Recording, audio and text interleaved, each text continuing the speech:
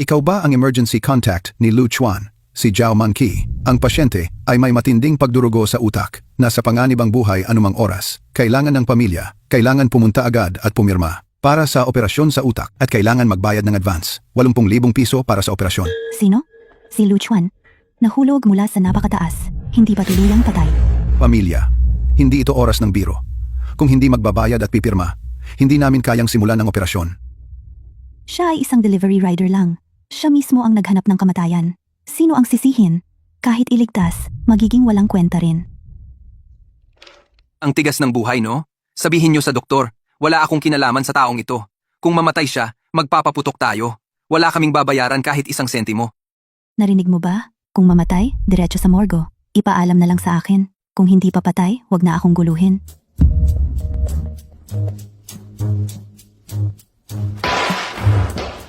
Chief, ano ang sabi ng pamilya?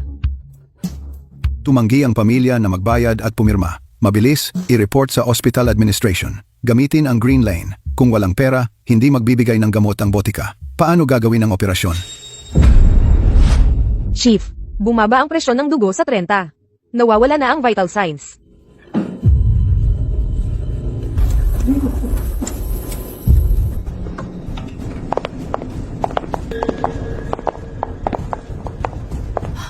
Iyan ay si President So ng Shenlan Group. Lahat ng gastos para sa pagsagip kay Lu Chuan. Saklaw ng Shenlan Group ang lahat. Mag-swipe na ng card ngayon. Gusto kong gawin ninyo ang lahat ng paraan. Iligtas siya. Sige, aayusin agad. Chief, dumating na ang bayad. Nagbigay na ng dugo ang blood bank.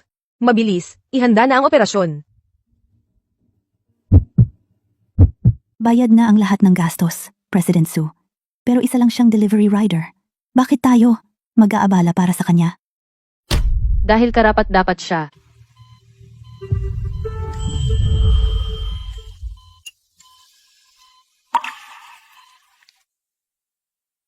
Ikaw? Sino?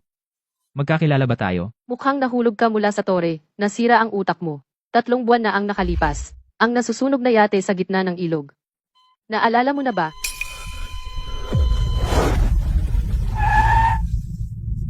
Kung sumabog ang tangke ng gasolina, tapos na tayo.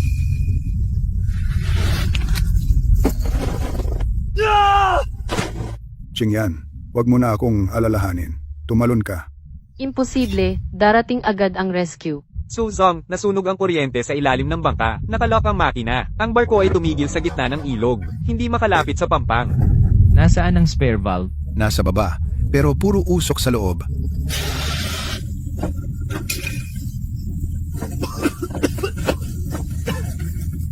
Bukas na ang daanan ng gasolina. Sindihan.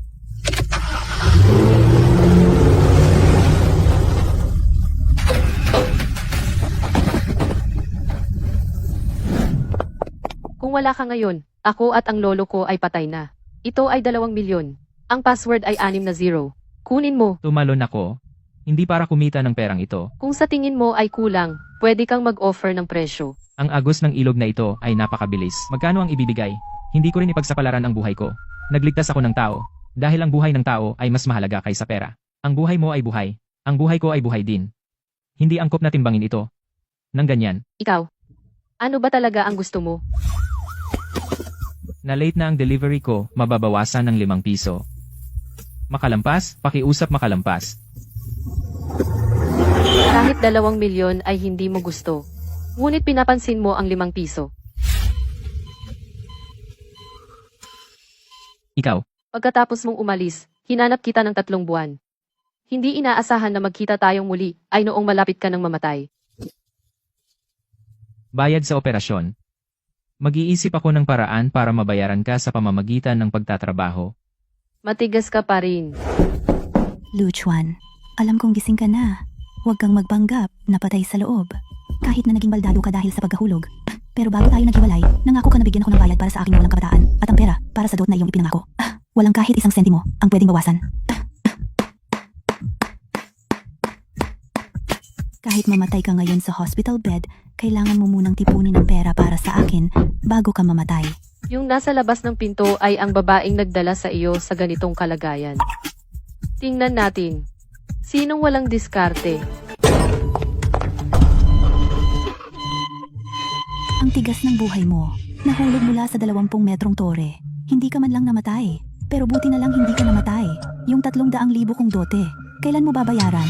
Tingnan mo ang mga kagamitan ng ICU. Isang araw, malamang malaki ang gastos. Luchuan, ikaw na delivery driver? Kaya mo bang bayaran ang mga bayarin sa ospital? Huwag kang magmukhang walang hiya at mangulit kay Monkey. Lumabas kayo. Umalis. Ngayon, ikaw ay isang walang kwentang tao na hindi makaalis sa kama at nangangahas ka pang sumigaw sa akin? Alam mo ba, tatanggalin ko na ngayon ang iyong IV tube at bubunutin para mabilis kang mamatay. Saan ka ba biglang sumulpot? Huwag ka nang makialam. Wala kang karapatang malaman kung sino ako. Gumamit kayo ng virtual number at nag-fake ng order ng pagkain. Niloko ninyo siya para umakyat sa 20 metrong abandonadong signal tower. Ito ay isang kaso ng intentional injury na nagdulot ng malubhang pinsala at sa oras ng pagliligtas, kayo sa telepono ay tumangging bayaran ang mga gastos medikal. Ang ebidensya ay kumpleto. Sapat na para sa inyong dalawa na makulong at manahin ng ilang taon. Gusto niyo bang tulungan ko kayong kalkulahin ang inyong sentensya? Lahat ng ito ay masamang ideya niya. Siya ang nagpilit na saktan si Luchuan. Ang card ay siya rin ang sumulat. Wala akong kinalaman dito. Wang Hao, ikaw. Kahapon, iba ang sinabi mo. Binigyan ko na kayo ng pagkakataon na umalis ng kusa o maghintay na may mag-alis sa inyo?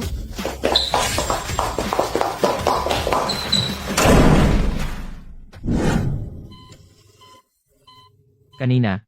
Salamat sa iyo. Pero ang utang ko sa iyo para sa mga gastos medikal kapag gumaling na ang sugat ko, babayaran ko ng buo. Sinabi ko na, huwag na nating pag-usapan ang pera. Hindi ako sanay na may utang na loob sa iba. Lalo na sa ganito kalaking pera. 3 buwan na ang nakalipas, sa ibabaw ng ilog, ipinilit mo ang iyong buhay mula sa nasusunog na yate iniligtas mo ako, at ang aking lolo. Binigyan kita ng tseke na 2 milyon, bakit mo tinanggihan? Iba iyon.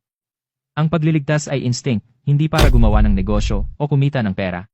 Para sa akin, pareho lang iyan. Iniligtas mo ang aking pamilya, ngayon inililigtas kita, ito ay pagbabayad ng utang na loob. Hindi mo kailangan ng gantimpala, ganoon din ako, hindi ko kailangan.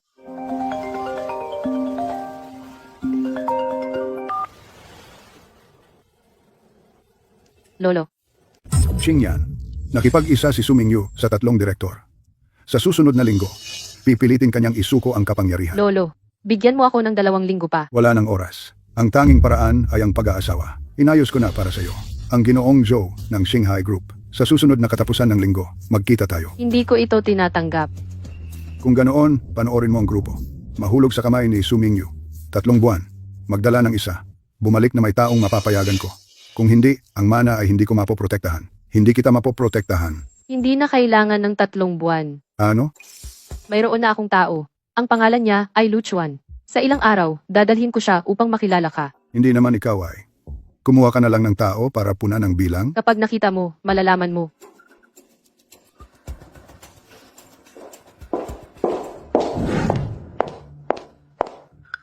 Ang kabutihan ng pagligtas ng buhay ay hindi makakalimutan. Gastos sa medisina, magtatrabaho ako nang walang kulang kahit 1 sentimo. Ibibigay ko sa iyo. Pasensya na, Suzong. Sinabi ni Mr. Lu na pumunta sa banyo. Walang galaw sa loob ng 10 minuto. Tiningnan ko ang pinto, pinalitan ng damit pang ospital at umalis na. Ipinakita ng CCTV na lumabas siya ng gate, pumunta sa direksyon ng bus stop. Pilay. Pilay-pilay. Sige, lumabas ka na. Luchuan, hindi ka makakatakas.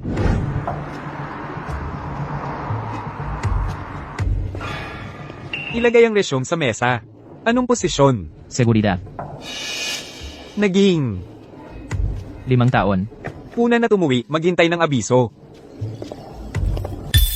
Ilipat pa sa kaliwa ang basket ng bulaklak. Ngayon, ang inspeksyon ng Tianheng ay ang proyektong personal na binabantayan ni President Su. Kung sino ang magkakamali, ako ang magbabalat ng kanyang balat. Yung matandang iyon. Anong ginagawa? Kung bukas ang pinto, tinatanggap ang mga bisita. Narinig ko na malaki ang kumpanya nyo. Titingin lang ako. Akala mo palengke ito? Mamaya darating ang mahalagang bisita ng Tianheng. Kung aksidente mong nasaktan sila, kahit ibenta ka, hindi mo kayang bayaran. Guard, palabasin ang tao. Wala itong kinalaman sa atin. Baka mamaya, magpapa-aksidente lang. Nako, umikot ang mata ng tao.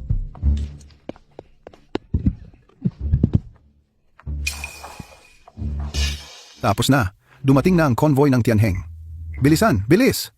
Itong matandang may sakit at itong mapanghimasok, bilisan ninyong hilahin sa likod. Huwag niyong hayaan ang mga tao ng Tianheng na makita ang pangit na eksenang ito. Sinong gagalaw sa kanya? Subukan mo. Anong nakatanga kayo? Ang kinatawan ng Tianheng papasok na agad. Bilisan ninyo siyang ilabas. Ako ang sasagot kung may mangyari.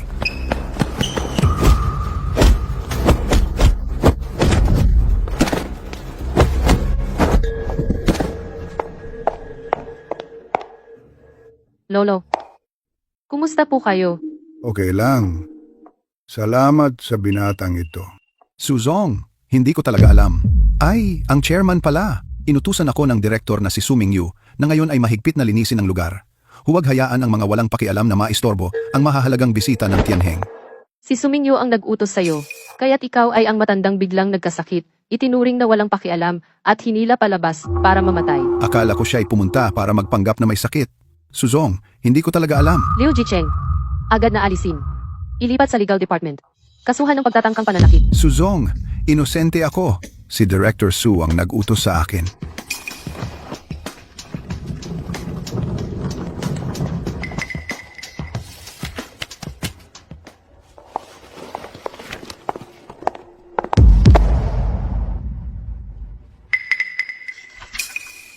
Puno na ang pwesto ng seguridad ng Shenlan. Ngunit sa tabi ko, eksaktong kulang ng isa na direktor ng seguridad na kayang humawak ng sitwasyon. Walang diploma, walang koneksyon, walang karanasan sa pamamahala. Bibigyan mo ang isang delivery rider ng 1.2 milyon na taon ng sweldo. Hindi ka ba natatakot na pagtawanan ng board? Sino ang kayang walang sandata at walang sugat na patumbahin ang apat na mahuhusay na guwardiya? Sino ang kayang sa oras na ang aking lolo ay may atake ng epilepsy? Sa loob ng 3 segundo ay makagawa ng pinakatamang first aid. Lu Chuan, ang kulang mo ay hindi kakayahan, kundi isang pagkakataong umangat. Ang kontratang ito ay ang pagkakataon. Sasagutin mo ba? Gaano katagal ang probation? 3 buwan. Kung hindi sapat ang kakayahan, maaari kang umalis kahit kailan. Maligayang pagdating sa Shenlan Group. Lolo, dinala ko si Lu Chuan. Sa yate, isang beses. Sa labi, muli, binata. Iniligtas mo ang matandang ito ng 2 beses. Ginoong Su, sobra naman kayo. Nagkataon lang. Ginoong Su pa rin? Si Qingyan, sa telepono, ay nagtapat sa akin na ikaw ang kanyang nobyo. Bakit? Sa harap ko ay naglalayo pa kayo? Hindi ko na hinuhulaan ang isip ng mga kabataan. Pero matanda na ako. Si Su Mingyu, nananabik sa mana. Nitong mga araw ay puro lihim na galaw. Qingyan, kung maaga kang mag-asawa, makahanap ng isang taong kayang pumigil, magbabantay sa iyo. Saka ako mapapanatag na ibigay ang grupo. Ginoong Su, sa totoo lang, ako at si Chief Su. Naiintindihan ko na ang ibig sabihin ni Lolo. Ngayon, ang pangunahing gawain ninyo ay magpagaling, ang kumpanya at ang aming bagay. Huwag na po kayong mag-alala. Lu Chuan, hayaan na munang magpahinga si Lolo. Sa labas tayo mag-usap. Anong ibig mong sabihin sa silid? Bakit mo niloko si Lolo na ako raw ang nobyo mo? Dahil kailangan ko ng asawa. Narinig mo naman, pinipilit ako ni Lolo na magpakasal para sa mana. Kung hindi ako mag-aasawa sa loob ng 3 buwan, ang Deep Blue Group ay mapupunta kay Sumingyu. Pirmahan mo siya. 1 taon. Sa loob ng 1 taon, ikaw ay legal na uupo sa posisyong Safety Director ng Deep Blue Group. Pagkatapos ng 1 taon, maghihiwalay tayo ng maayos. Babayaran kita ng 10 milyon bilang kompensasyon. At tutulungan kitang magtatag ng sarili mong kumpanya. Chief Su, nagpapasalamat ako na binayaran mo ang aking hospital bill. Ngunit hindi ko ipagbibili ang aking kasal bilang isang transaksyon. Hindi mo ibebenta. Ano ang balak mo para mabawi ang iyong dangal? Magtatrabaho ka sa construction site sa buong buhay mo. Para bayaran ang aking hospital bill. Ang iyong dating kasintahan na si Zhao Manqi at iyong si Wang Hao na nagtulak sa iyo mula sa Signal Tower, pinababa ka. Sila ngayon ay nagtataglay ng kinabukasan na dapat sa iyo at nag-e-enjoy sa labas. Talaga bang masaya ka sa ganito? Pinapanood mo sila sa harap mo, magyayabang sa buong buhay mo. 1 taon, 10 milyon, at isang kumpanya na pag-aari mo. Pagkatapos ng 1 taon, ikaw ang amo na nakatayo sa itaas. Sila ay mga manloloko na nahulog sa putik. Ito ang iyong tanging pagkakataon para bumangon. Ang deal na ito, tatanggapin ko. Mabuti. Sabihan ang driver na ihanda ang sasakyan. Bukas ng 9 ng umaga, magkita tayo sa harap ng Civil Affairs Bureau. Huwag mahuli. Nervyos ka. Hindi pa ako sanay. Masasanay ka rin.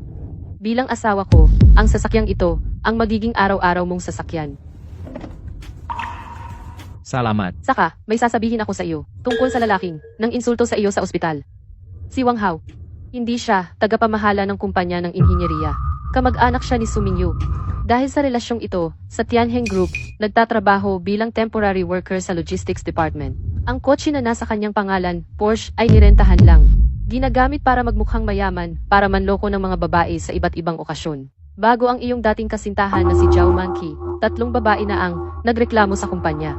Lahat ay pinatahimik ni Su Mingyu. Bakit mo sinasabi ang mga ito? Gusto mo bang makita ang reaksyon ko? Pagsusuri ng pinagmulan lang, para malaman mo kung sino ang natalo sa iyo. Dahil pumayag ako sa iyo, at pumirma sa kasunduan, ang nakaraan, wala na akong kinalaman. Luchuan, narinig ko, nasa ospital ka pa. Nagdala ako ng magandang balita para sa iyo. Sa susunod na Biyernes ay birthday ko. Sa rooftop ng Jinzhou Hotel, magdaraos ng party. Inimbita ko lahat ng kaklase. Pupunta ka ba? Para palawakin ang iyong pananaw, makita mo kung ano ang high society. Bukas ng 9. Sinta syempre, walang problema sa Jingcheng Grand Hotel. Pero, kamakailan, ang kumpanya ay nakikipag-ugnayan sa isang malaking proyekto sa ibang bansa. Medyo mahigpit ang daloy ng pera. Kapag natapos na ang proyektong ito, hindi lang isang birthday party, bibilhin ko na mismo ang hotel na yon. Pwedeng ibigay sa iyo. Ayaw ko. Gusto ko ito ngayon. Ito ang una kong kaarawan. Nakasama ka. Kung hindi mo ako pagbibigyan, mawawalan ako ng hiya. Ano ang sasabihin ng iba sa akin? Hindi mo ba talaga ako mahal? Sige. Sige, talo ako sa'yo. Sige, sa Jinzhou Grand Hotel na lang. Luchuan? Ako ito. May kailangan ka? Nakita mo na ba ang mensahe ko? Sa susunod na Biyernes, ang boyfriend ko na si Wang Hao sa Jinzhou Grand Hotel ay magbibigay ng birthday party para sa akin. Sa oras na iyon, ipapadala ko ang assistant ko na ibigay sa iyo ang imbitasyon. Kailangan mong pumunta ha, para makita mo, delivery rider, kung ano ang tunay na mataas na lipunan. Bakit hindi ka nagsasalita? Natakot ka ba? Oo nga, ikaw, ganitong klaseng tao, walang pagkakataon sa buong buhay mo na makapasok sa ganoong lugar. Ah. Luchuan, binitawan mo ang tawag ko? Sino ka ba sa tingin mo? Hintayin mo ako. Siguradong ipapakita ko sa iyo ng personal na makita mo akong mag-asawa sa mayaman. Pipiliting kitang lumuhod at magmakaawa sa akin. Bobo, bakit ka pa magagalit sa ganoong tao? Huwag kang mag-alala. Birthday party. Aayusin ko ng maayos. Sige, ang sama niya, inaapi ako. Huwag mo na siyang pansinin. Halika, matulog ka na.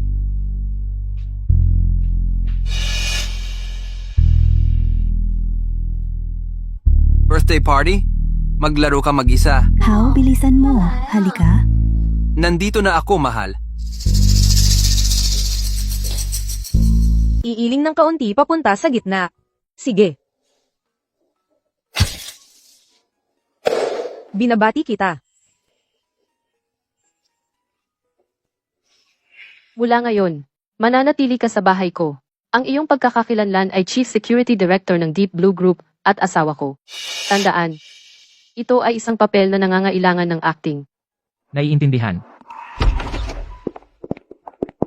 Mabuti, Qingyan. Sa pagkakataong ito, hindi mo ako binigo. Xiaolu, simula ngayon, ito na ang iyong tahanan. Sino man ang magmukhang masama sa iyo, sabihin mo sa akin, ako ang bahala sa iyo. Masyadong mabigat ang sinabi mo, Mr. Su. Tawagin mo na lang na Lolo. Lolo, Lolo. Mabuti. Luchuan, tama, maligayang pagdating. Ang Qingyan namin, mula bata pa, may sariling desisyon na sana sa hinaharap ay alagaan mo siya ng maayos. Maging mabuti kayo sa isa't isa. Magandang araw po, tita. Magandang araw po, tito. Dapat tawagin mo na silang tatay at nanay. Tatay. Nanay. Inayos na ng katulong ang silid. subukan mong isuot. Sa susunod na Biyernes ng gabi, kailangan mong isuot ito. Saan pupunta? Para sa Global Ocean Energy Summit pangwakas na charity dinner sa Jinzhou Grand Hotel Crystal Hall sa itaas na palapag. Ang mga kilalang tao sa politika at negosyo ng buong Jingzhou ay dadalo sa hapunan. Ipakikilala kita sa lahat ng formal. Kami ay magiging kinatawan ng Deep Blue Group at magsasalita sa entablado. Ito ang iyong unang laban bilang asawa ko. Dapat manalo. Hindi dapat matalo. Crystal Hall sa itaas na palapag. Oo, Jingzhou Grand Hotel. Ang pinakamataas na antas ng banquet hall. Ang mga makakapasok ay pawang mga kilalang tao. Alam ko na. Wang Zong Lidong, ipakilala ko, ito ang asawa ko, Lu Chuan Chief Security Director ng Deep Blue Group. Si Luzong ay bata at may kakayahan. Sobra naman ang papuri, Wang Zong. Hindi nagkakamali ang paningin ni Suzong. Su Qingyan, anong ibig mong sabihin? Sao Gongzi, sabihin mo na ng diretsyo. Sinabi ni Lolo Su na magkita tayo. Ikaw naman bigla kang nagpakasal sa iba.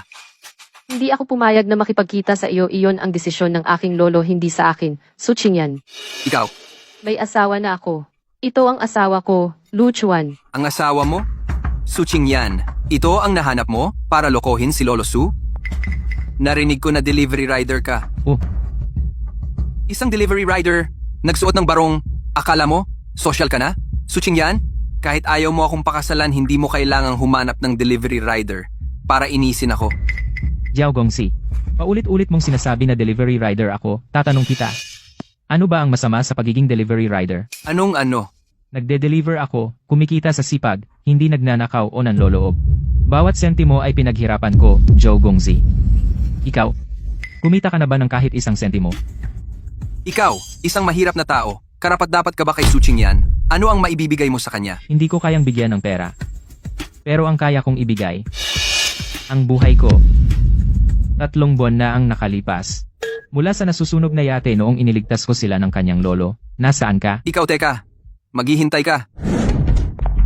Monkey, ang boyfriend mo naman, sobrang mapagbigay. Ang sosyal ng lugar na ito. Crystal chandelier. Magkano kaya ito? Diyos ko, ang mesa na ito, 10,000 siguro. Siyempre, sabi ng aking si Wang Hao, gagawin niya ang pinakamagarbong kaarawan sa buong Jingzhou. Gagawin niya ang pinakamagarbong kaarawan sa buong Jingzhou. Tara na, huwag tayong magpatawa sa iba. Monkey, nasaan ang nobyo mo? Bakit hindi niya tayo sinundo? Siya, siguradong nasa loob siya, nakikipag-socialize. Mahalagang tao kasi. Busy. Lu Chuan, dumating ka talaga? Tingnan niyo lahat, ang taong ito ay ang dati kong nobyo, bastos na tagapaghatid ng pagkain, at nagkaroon pa ng kapal ng mukha na dumalo sa aking kaarawan. Monkey, ito ba yung sinasabi mong pulubi? Nakadamit ng maayos pero muntik ko na hindi makilala. Pwede bang pumasok ang kahit sino dito? Binibining ito, sino ka? Nasa listahan ba ng mga bisita? Ako si Zhao Manqi, kaarawan ko ngayon. Narito ang nobyo ko na si Wang Hao. Ginagawa niya ang aking kaarawan. Ang buong itaas na palapag ay nakuha na. Ito ang Global Ocean Energy Summit Charity Dinner. Ito ang Global Ocean Energy Summit Charity Dinner. Ang tiket ay 500,000 bawat isa. Ang mga politiko at negosyante sa buong Jingzhou ay narito. Sigurado ka bang ang nobyo mo ay nandito para sa iyong kaarawan? Monkey, anong charity dinner? Hindi ba sinabi mong kaarawan ito? Bakit wala akong nakikitang kaklase?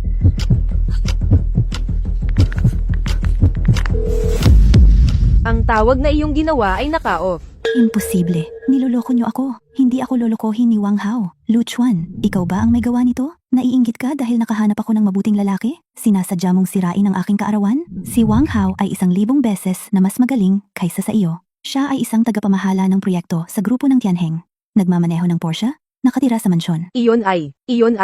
Ang nobyo ni Monkey ay mas magaling kaysa sa iyo. Isang tagapaghatid ng pagkain. Anong karapatan mong tumayo dito? Monkey, umalis na tayo. Bakit aalis? Nagbayad ang nobyo ko.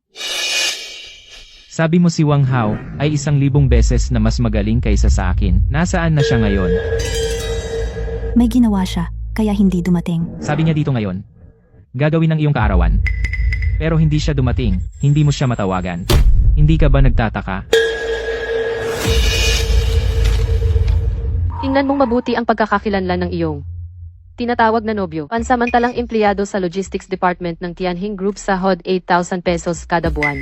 Wala siyang sasakyan. Yung Porsche ay renta lang. Renta 25,000 pesos kada buwan. Bago ka, nandaya na siya sa 3 babae. Ito ang kanyang employment record, kontrata sa pagrenta ng kotse, at ang mga ulat ng pulis ng unang 3 biktima. Lahat ay pinigil ni Su Mingyu. Imposible. Imposible. Hindi ako lolokohin ni Wang Hao. Galing? Talagang galing? Hindi ko inaasahan na ang asawa ni Miss Su ay may ganyang dating kasintahan. Nakilala ang maling tao. Kasalanan ko. Nagkamali ako ng tingin. Aaminin ko. Talagang nagulat ako. Pero, Mr. Joe, gusto ko lang itanong sa'yo, ilang taon ka na? 27. Anong problema? 27 taong gulang prinsipe ng Shanghai Group, mataas ang estado ng pamilya, hindi naman pangit. Pero hanggang ngayon, ay single ka pa. Hindi mo ba naisip? Bakit walang gustong magmahal sa'yo ng totoo? Ikaw, Akala mo kaya ng pera ang lahat. Akala mo basta mayaman at may estado. Ang mga babae ay pumipila para piliin mo. Pero ang hindi mo lang alam, may mga bagay sa mundo na hindi nabibili ng pera. Halimbawa, ang buhay ng isang tao. Halimbawa, ang puso ng isang tao. Halimbawa, ang pagkatao. Akala mo mababa ang pinagmulan ko. Walang pinag-aralan, nag-deliver ng pagkain, pero si President Su, ipinagkatiwala sa akin ang seguridad ng buong grupo. Ipinagkatiwala ng lolo ang kanyang apo sa akin, hindi dahil sa marami akong pera, kundi dahil nagtitiwala sila sa akin bilang tao. Lu Chuan ay ang legal kong asawa, ay ang piniling manugang na lalaki ni Su Zhenbang. Iniligtas niya ang buhay ng lolo ko. Iniligtas ang buhay ko. Kung sino mang mga has na pag-usapan ang kanyang pinagmulan, ay kalaban ni Su Qingyan. Kalaban ng Deep Blue Group, Mr. Joe. Sigurado ka bang gusto mong magpatuloy?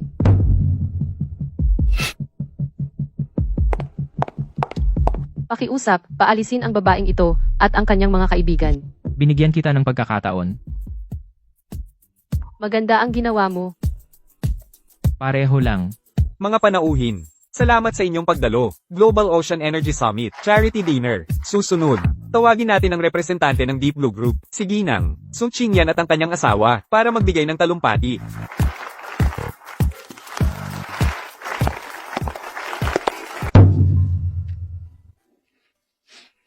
Ako na. Salamat. Unang araw ko ngayon sa trabaho. Kinakabahan ka ba? Hindi naman. Hindi ka hahayaan ni Su Mingyu na maginhawa. Tiyak na maghahanap siya ng gulo. Alam ko, Kahit anong gawin niya, gawin mo lang ang dapat mong gawin. Ang iba pa, ako na ang bahala. si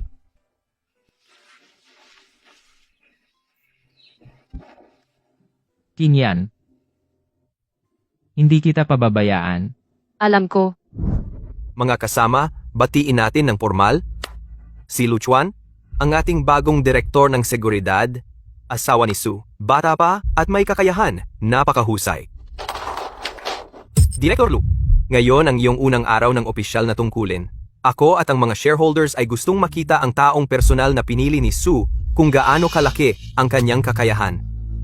Ang kumpanya ay may 2 proyekto na dati ay walang nangahashawakan. Pagsasaayos ng paradahan sa lumang pabrika, 3 taon nang hindi ginagamit. Pagsasaayos ng dormitoryo ng empleyado, tumutulo ang tubig at kuryente. Libong reklamo mula sa mga manggagawa. Ang 2 proyektong iyon. Ang naunang 2 ay nalugi ng husto. Ang isa ay nawalan ng 1.2 million, ang isa naman ay 980,000 at hinarang pa ng mga manggagawa at sinigawan.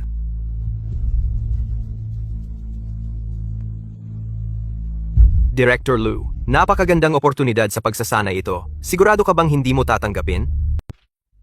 Bagong dating na Director Lu, di ba? Ako si Lu Chuan. Bakit huminto lahat? Director Lu, sasabihin ko sa iyo ang totoo. Dumating ang 3 direktor dati. Bawat isa, dumating at umikot. Nag-utos ng kung ano-ano, tapos umalis. Ang trabahong ito, hindi pinapansin ng management. Ba't pa tayo magpapakahirap? Kahit ikaw, Director Lu, huwag ka nang magpakahirap. Ang init, umupo ka na lang at magpahinga. Bago pa lang kasi siya, kailangan magpakita ng sipag. Kailangan magpanggap.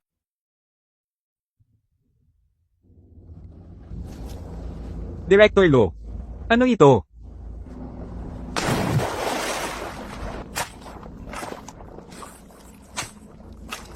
Siya? Bababa talaga? 2 oras na. Wala man lang siyang ininom na tubig. Dugo ba yung nasa kamay niya? Director Lu, uminom ka ng tubig. 1 sako, 50 kilo. 2 sako. Kailangan niyang dalhin sa itaas. Sige, buksan mo ang mixer. Yung drainage, hindi pa tapos. Una, buksan ang makina. Yung drainage, mamaya ko na gagawin kasama ang iba. Ito ba ang direktor?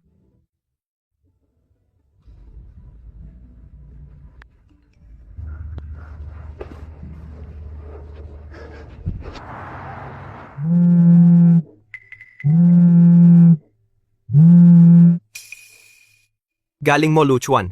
Hindi nga nagpapanggap. Ako ito. Sa lumang planta, bantayan mo pa rin ng mabuti. Kung gusto mo talagang magtrabaho, sige, papagurin kita.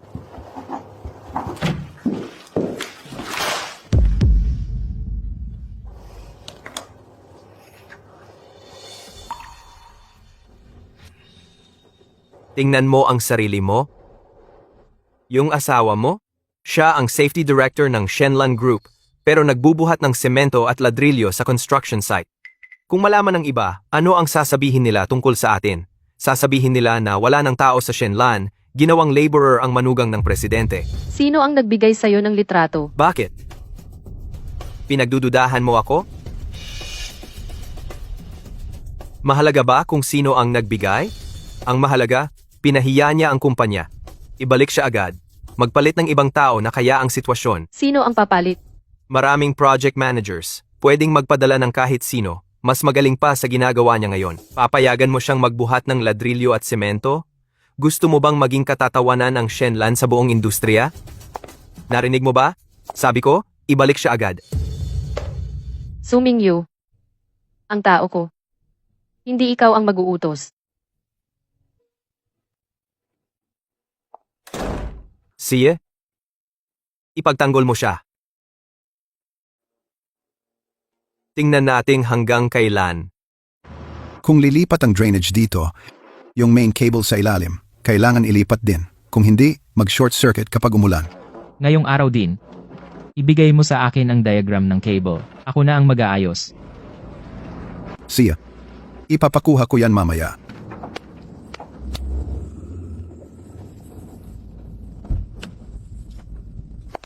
Sino yan? Hindi ko kilala. May nagdadrive ng Porsche dito?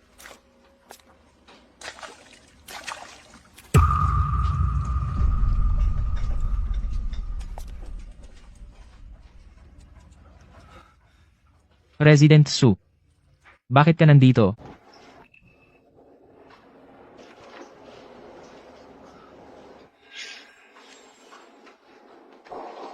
Pinupunasan niya ang mukha ni Director Lo. Sino yang babae? President Su. Ako na lang. Madumi. Huwag gumalaw.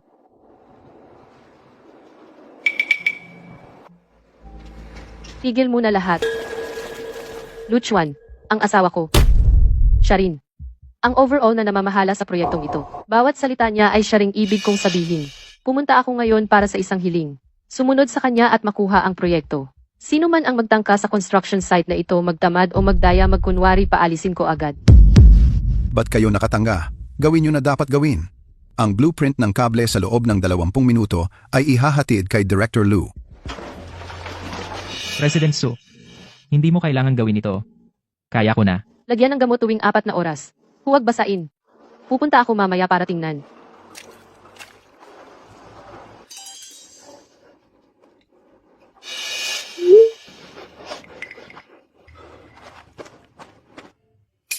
Pinatitingin ka lang hindi para makialam.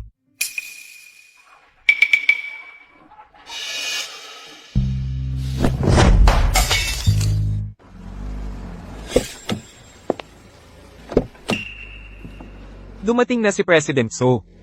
Eksaktong alas 5, tumpak ang oras. President Su, ako na. 3 kahon ng iced sour plum drink. 2 kahon ng inumin. Ipamahagi sa lahat. Mga kapatid, tulungan niyo akong magbuhat.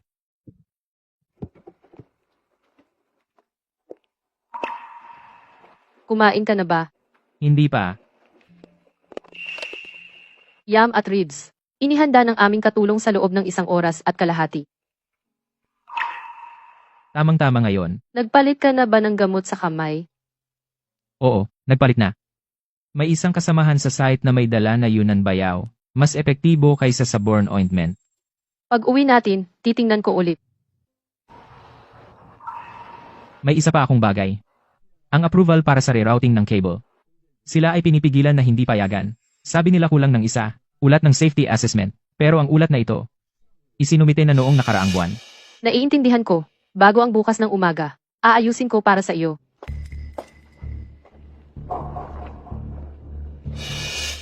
Ang sweet ninyong mag-asawa.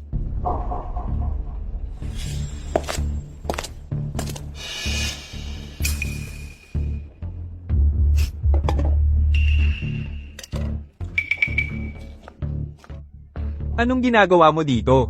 Bawal ang hindi empleyado sa construction site.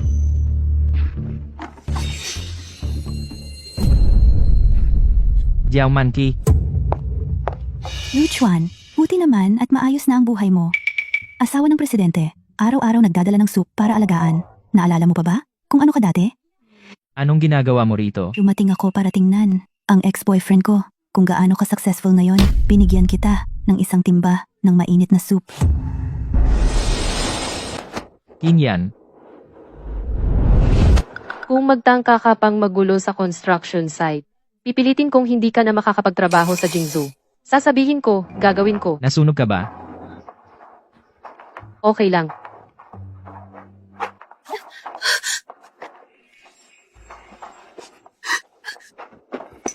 Magbanlaw ka ng malamig na tubig.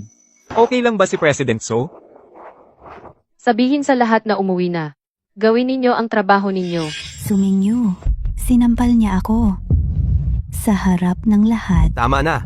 Ang sampal na iyon ay tama lang. Ako na ang bahala sa natitira. Hintayin mo ang balita.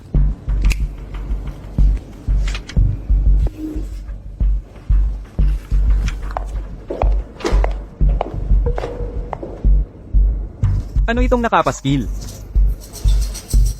Sino ang naglagay nito? Bakit? Hindi niyo kilala ang tao sa litrato. Ang mahal na asawa ng presidente ninyo. Talaga bang si Director Lo ito? Hindi ba siya ang safety director? Bakit siya nagbubuhat ng ladrilyo sa construction site? Ito ang tinatawag na talento. Gamit ang lakas ng katawan para humanga sa mayamang babae. Ang ginagawa niya ay pagiging palamunin. Mas may teknikal na kasanayan kaysa kanino man. Maaga pa lang ay nagtitipon na dito. Anong ginagawa ninyo? Vice President So, kilala mo ba ang taong ito? Bakit hindi ko siya kilala? Bayaw ko siya. Noon pa man, ay sinabi ko na sa pamilya. Ang taong hindi natin alam ang background, dapat maging maingat. Ngayon, ayun, natawa ang buong kumpanya. Vice President Su, totoo ba ang litratong ito? Mabuti na handa siyang magtiis. Pero ang safety director ng Shenlan Group ay nagbubuhat ng semento. Paano tayo titingnan ng iba? Paano tayo titingnan ng mga kasosyo? Kaya pala ang pondo ng proyekto noong nakaraang linggo ay hindi naaprubahan. Ano ang sinabi ko? Siya ay isang...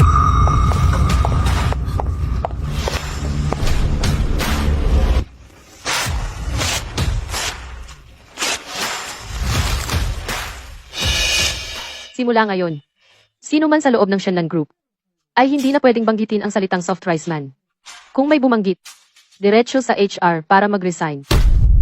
Jiao Manki, ahapon, nagbuhos ka ng mainit na tubig sa construction site. Ngayon, nagdikit ka ng poster sa kumpanya. Akala mo ba ang Shenlan Group ay, anong uri ng lugar?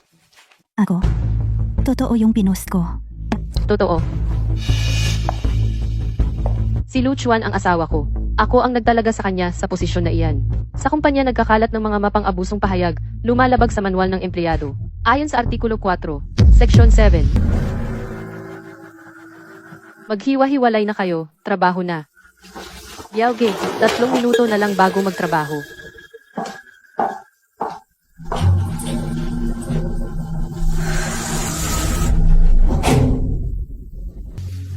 Form ng pag-aproba sa pag-alis. Pumirma ka rito. Hindi niyo to pwedeng gawin. Pumirma ako ng 3 taong kontrata. Ito ay espesyal na aprobasyon ng CEO. Ang iyong mga dokumento para sa pag-alis ihahatid sa iyong email bago matapos ang araw ng trabaho.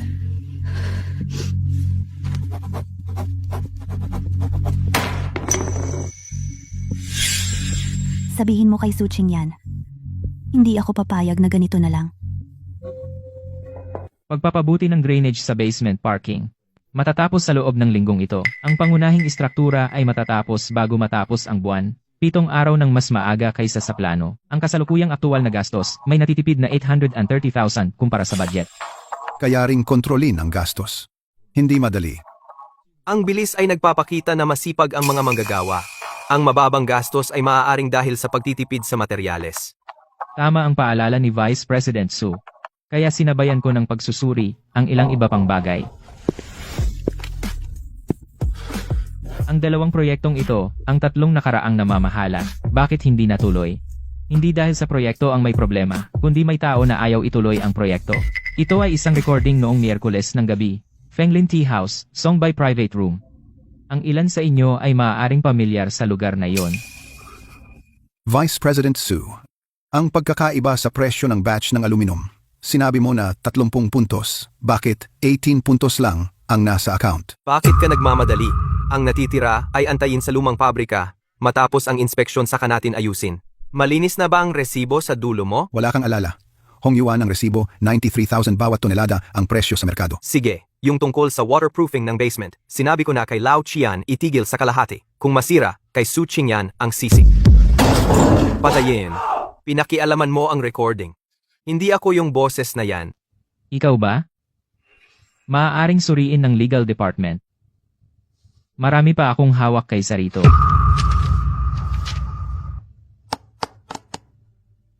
Ito ay ang bank statement ng Hong Yuan Construction Materials. Mula Marso noong nakaraang taon hanggang Enero ngayong taon, Hong Yuan ay naglipat sa iyong personal na account 6 na beses, kabuuang 520,000.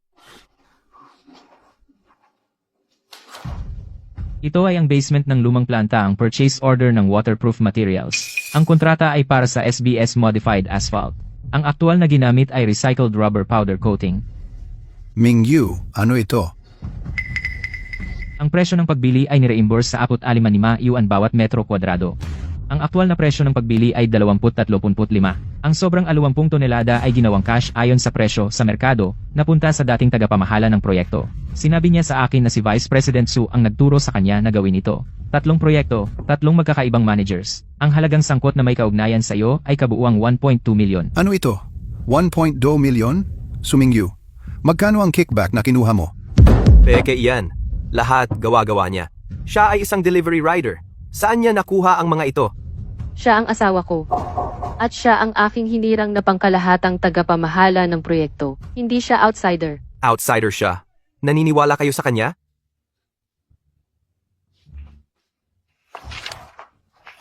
Hong Yuan Construction Materials. Ang legal representative ay ang iyong kasama sa kolehiyo. Noong una, inirekomenda mo ang kumpanyang ito para mapasok sa listahan ng suppliers. Sabi mo para matulungan ang dating kaklase. Pero para pala sa sarili mo. Ang mga ito, sapat ba para magsampa ng kaso? Pagnanakaw sa tungkulin malaking halaga. Oo. Lu Chuan. Pinlano mo ako. Binigyan kita ng pagkakataon. Noong araw na iyon sa pulong ng lupon. Pinapunta mo ako na kunin ang 2 proyektong iyon. Maaari kong tanggihan. Ngunit gusto kong makita kung gaano kalaki ang iyong ninakaw. Pinakialaman mo ang ebidensya. Tatawag ako ng abogado. Kakasuhan kita. Ito ang legal representative ng Hong Yuan Building Materials na ginawa noong nakaraang Biyernes kopya ng salaysay. Inamin na niya ang lahat. Lahat ng ebidensya. Ngayong umaga ay naisumite na sa Departamento ng Legal. Kung hindi ka sumasang-ayon, magkita tayo sa korte.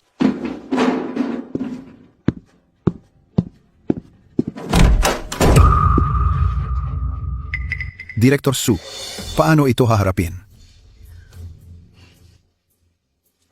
Sundin ang pamamaraan. Abisuhan ang Economic Crime Investigation Unit. Kamay, pinalitan na ba ang gamot? Pinalitan na. Ito lang, sabi ng Deputy Director So, hukayin lang ang bahaging ito. Ang kanal na ito ay konektado sa pangunahing drain pipe. Kung hukayin ito, kapag umulan, babahain ang buong site ng konstruksyon. Kung hindi umulan, sinong nag-utos sa iyo na hukayin ito? Kailangan nating maghintay ng ulan. Simulan na.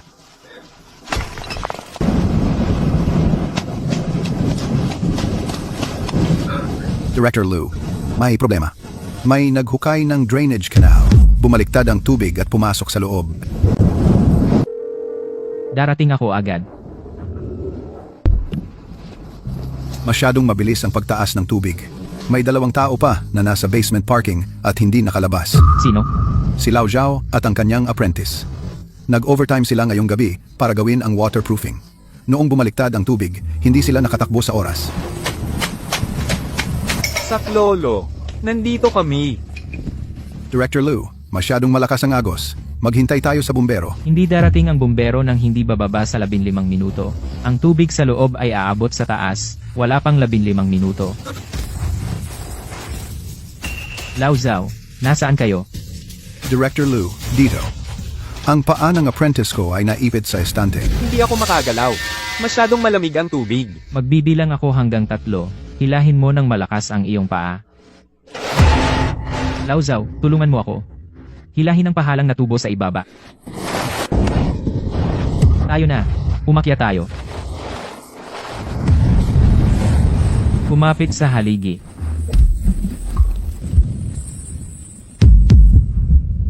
Director Lu. Nasaan si Luchuan? Bumaba siya. Nasa likod lang siya kanina.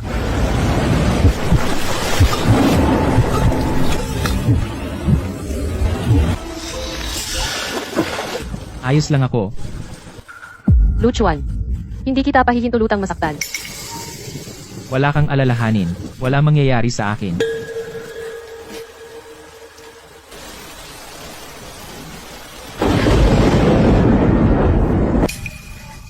Tapos na ang trabaho. Kailan darating ang pera? Sabi ni Assistant Su, maghintay muna ng 2 araw. Hindi siya convenient mag-transfer ngayon. Hindi convenient. Sinagawa niya tayo ng ganito. Ngayon sasabihin, Wala ring silbi kung hahanapin mo siya ngayon. Ngayon sa pulong, ina-audit ang kanyang accounts. Hintay ng 2 araw. Hindi siya tatakas.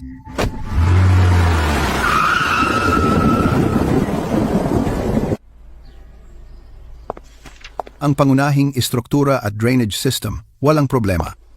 Ngayon, siyasatin ang parking lot, distribution room, ilaw, at CCTV. Lahat ay dapat suriin. Dito tayo.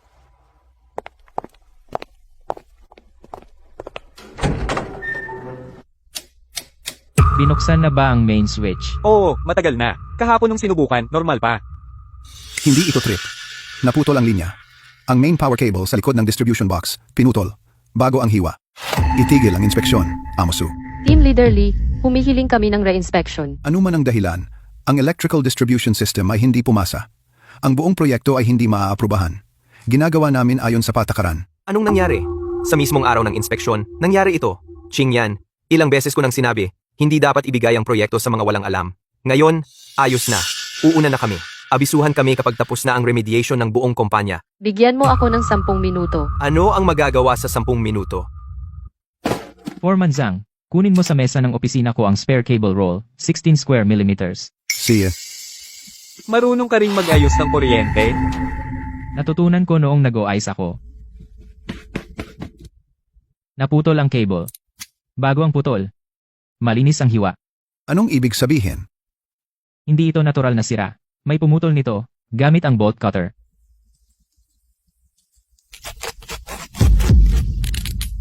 Buhayin na ang kuryente. Tingnan natin ang dormitoryo ng mga empleyado. Na-restore na ang electrical system. Ilaw, CCTV, fire alarm, aircon, water heater, lahat ay normal na gumagana. Pumasa na ang proyekto sa inspeksyon. Ang proyektong ito walang masabi sa kalidad. Sa susunod na buwan, mag-organize tayo ng iba pang construction sites para bumisita at matuto. Director Lo, nahuli na. Nagtatago siya sa likod ng pader. May hawak pa siyang bolt cutter. Ang pliers na ito, sa iyo ba ito? 3 cable sa substation, pinutol mo ang isa, nanginginig kamay mo nung pumutol, ang isa ay kalahati lang ang putol. Ang hiwa at itong plier ay magkatugma ang mga blade. Ikaw, Tatanungin lang kita isang beses, sino ang nag-utos sa iyo na putulin? si Vice President Su. Anong sinasabi mo? Kagabi, hinanap ako ni Vice President Su. Binigyan ako ng 5,000 piso. Pinaputol niya ako ng cable. Sabi niya, kapag hindi pumasa ang inspection, sisibakin si Director Lo. Sumingyu, Ilang beses na ito. Siya, pinaparatangan niya ako. Isang trabahador, gumawa para sa pera. Sino ang nakakaalam kung sino ang nag-utos sa kanya? Di suriin ang transfer records. At suriin din ang call logs ng cellphone mo. Ito ang pera na ibinigay niya. May fingerprint niya ito. Vice President Su, bakit kayo bumalik? Hindi ba lahat ay nasa inspection site? Lu Chuan, ikaw ang may kasalanan nito.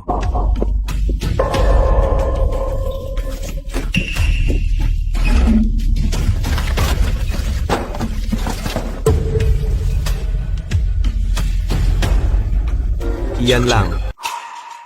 Su Mingyu, wala kang karapatan na magpatawag ng special meeting ng stockholders.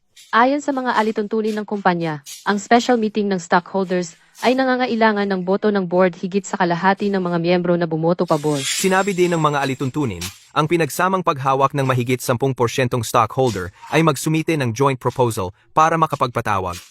Narito ang 3 dating stockholder. May pinagsamang paghawak ng 15%, legal ang proseso. Maaari mong suriin ang iyong sarili. Sige, simulan na. Ang nilalaman ng iyong panukala ay hindi nakasulat sa paunawa ng pulong. Simple lang ang panukala ko. Iminumungkahi ko na tanggalin si Su Qingyan sa Shenlan Group bilang presidente at ako ang pumalit. Bakit? Una, si Su Qingyan ay nagtatalaga ng mga kamag-anak. Ibinigay niya ang lumang factory renovation project at parking lot expansion project sa isang tagalabas na walang karanasan sa engineering, walang karanasan sa pamamahala ang kanyang asawang si Lu Chuan. Pangalawa, pinahintulutan niya si Lu Chuan na bugbugin ang mga empleyado sa construction site. Pangatlo, si Lu Chuan sa regular na pulong ay nagplay ng tinatawag na recording evidence na nag-akusa sa akin ng pangungurakot ng 1.2 million. Hindi alam ang pinagmulan ng recording at nakuha ang bank statement. Ang ganitong panggagaya ng ebidensya at paninirang puri sa kasamahan ay hindi pinigilan ni Su Qingyan at siya pa ay nakipag-arte sa kanya ng isang malaking drama sa lugar. Presidente Su, ang mga sinabi ng iyong pinsan, ipaliwanag mo nga. Si Lu Chuan ay ang direktor na hinirang ko. Ang kanyang pagganap sa lumang factory project ay malinaw na nakasulat sa acceptance report. Si Zhao Manqi ay ilang beses na ginulo ang kaayusan sa construction site at nagtapon ng mainit na tubig na nanakit ng tao. Ang pagtanggal sa kanya ay ayon sa mga alituntunin ng kumpanya, ang ebidensya ng pangungurakot ni Su Mingyu, at ang legal department ay ginagawa na. Hindi ako ang kailangang magpaliwanag, si Su Mingyu ang kailangang magpaliwanag sa lahat. Magaling, pero ang sinasabi mo, sino sa mga naririto ang maniniwala? Kailan ka nagsimulang ipagtanggol si Lu Chuan? Mula sa araw na kayo ay nagpakasal o mula sa araw na pumasok siya sa kumpanya? Ang kasal mo kay Lu Chuan, mula pa sa simula, ay isang transaksyon. Ang ebidensya mo kahapon ay hindi pa naibigay, ngayon naman ay nagsasabi ka nito. Ang envelope na nasa kamay mo, ano ang laman nito? Buksan mo at ipakita sa lahat. Kasunduan bago ang kasal? Qingyan, anong kasunduan bago ang kasal? Ang kasunduang ito, itim sa puti, napakalinaw. Si Su Qingyan at si Lu Chuan ay pumasok sa kontraktual na kasal at taon-taon ay binabayaran si Lu Chuan ng 10 milyon. Ang kanyang layunin ay gamitin ang kasal na ito upang mapanatili ang mana sa harap ng pamilya. Ang Partido A at Partido B ay nagkasundo. Sa panahon ng bisa ng kasunduang ito, ang Partido B ay kinakailangang makipagtulungan sa Partido A na si Su Qingyan dumalo sa lahat ng aktibidad ng pamilya at pampublikong okasyon ng kumpanya at magpakita bilang mag-asawa. Bayad ay 10 milyon bawat taon. Para mapanatili ang kanyang posisyon, kumuha siya ng peking asawa at pagkatapos ay inilagay ang peking asawang ito sa kumpanya. Unti-unting inalis ang ibang tao. Ang dokumentong iyon.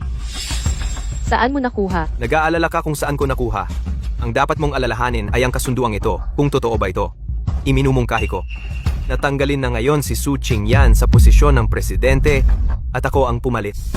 Ang mga pumapayag ay magtaas ng kamay.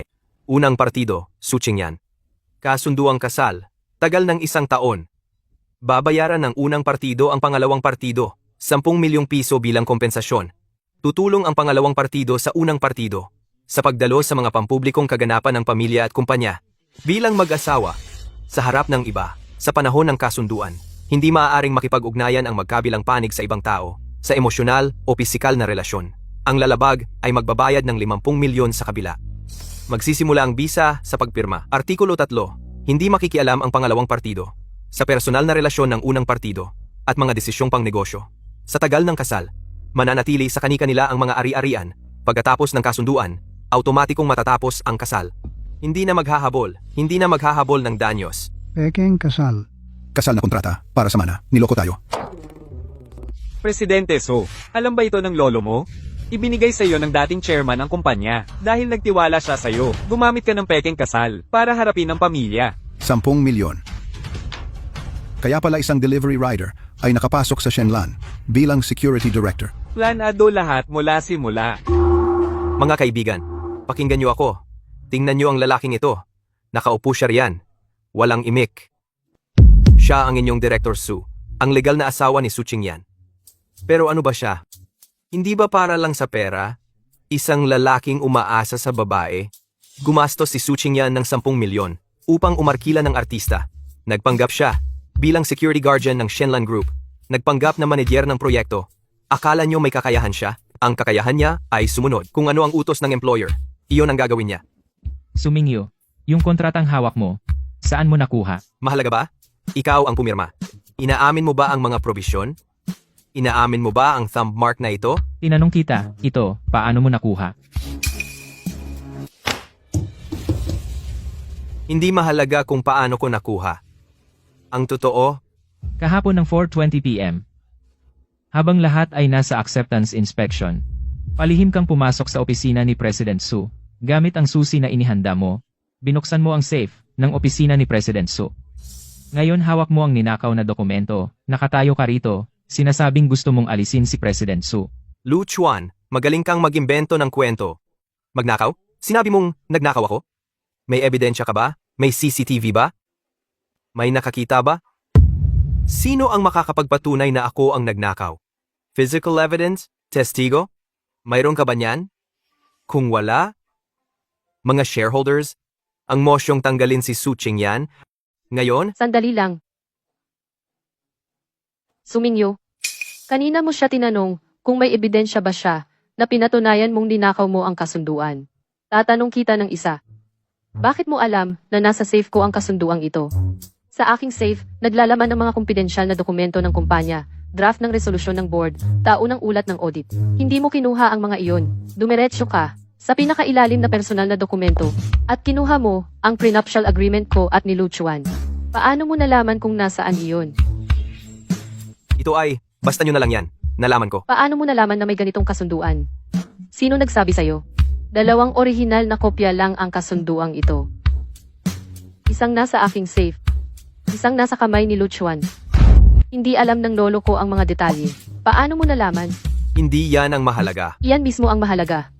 Hindi mo basta-basta nakita iyon. Pinuntahan mo ang kasunduang ito. Alam mong nasa ilalim ng safe. Alam mo ang password. Alam mo kung kailan wala ako sa opisina. Alam mo lahat. Sumingyo, ipaliwanag mo nga. Paano mo ba talaga nakuha ang dokumentong ito?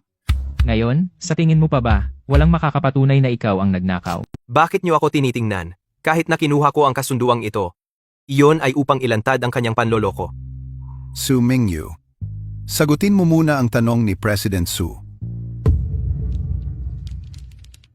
Paano mo nalaman na nasa safe ang kasunduan? Sumingyo, kanina mo ako tinanong kung may ebidensya ba ako.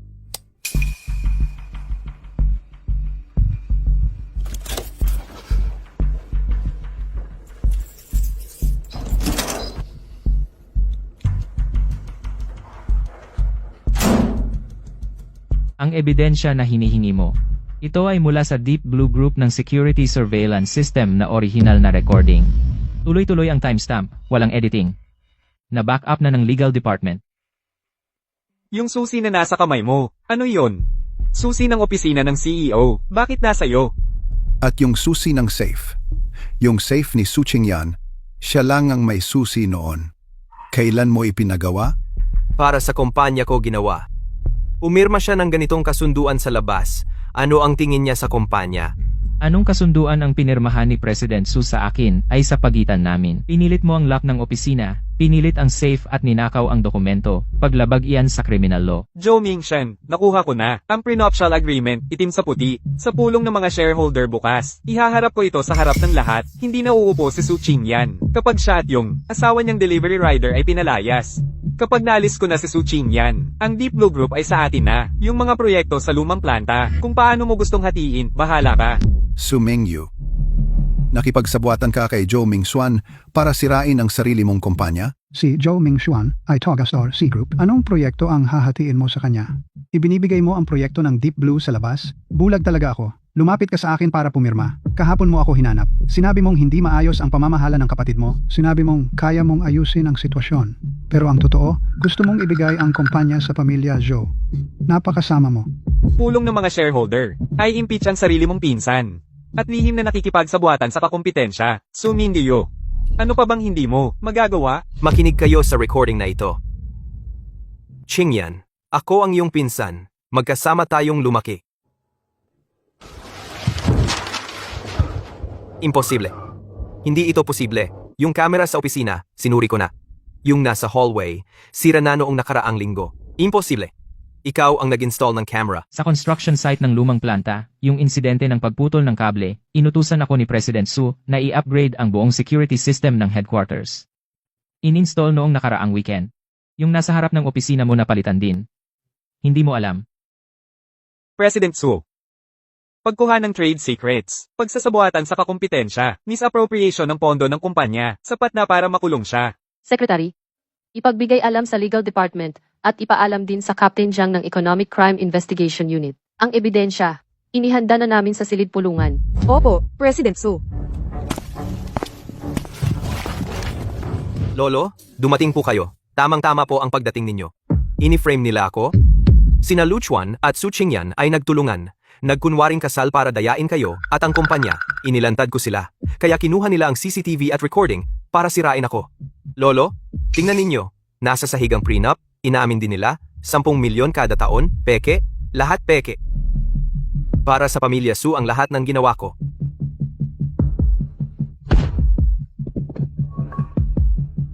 Alam ko na noon pa, nakasunduan lang ang kasal nila.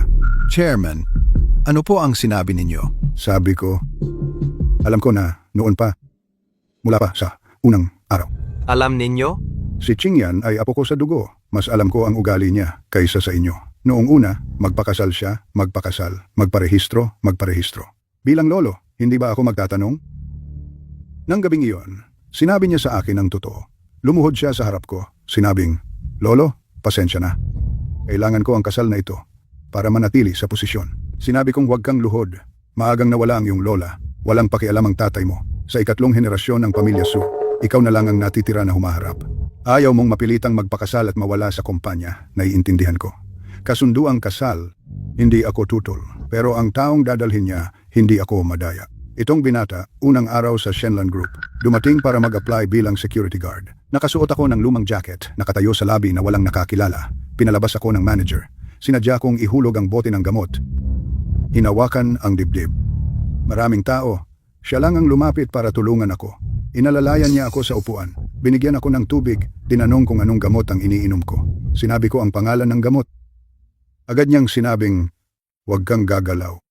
Dapat mahiga bago gumana ang gamot. Siya ay dating sinanay sa first aid. Hindi niya alam kung sino ako. Pero tumabi siya. Binantayan ako ng 15 minuto. Sino sa inyo ang nakakita sa kanya? Noong araw na iyon, bitbit niya ang semento. Ang itsura niya nang umakyat. Tinawagan ako ni Foreman Jiang. Sabi niya, yung bagong direktor na si Lu, tumalon sa kanal para kumuha ng putik. Nagbuhat ng 2 semento at umakyat ng hagdan. Ang dugo sa kamay niya, pinula ang mga semento. Sinabi ko sa telepono, ang taong ito, dapat ninyong pakinggan siya. Lolo, hindi ninyo sinabi. Hindi ko sasabihin, dahil gusto kong makita kung siya ay nagpapanggap lang o likas sa kanya.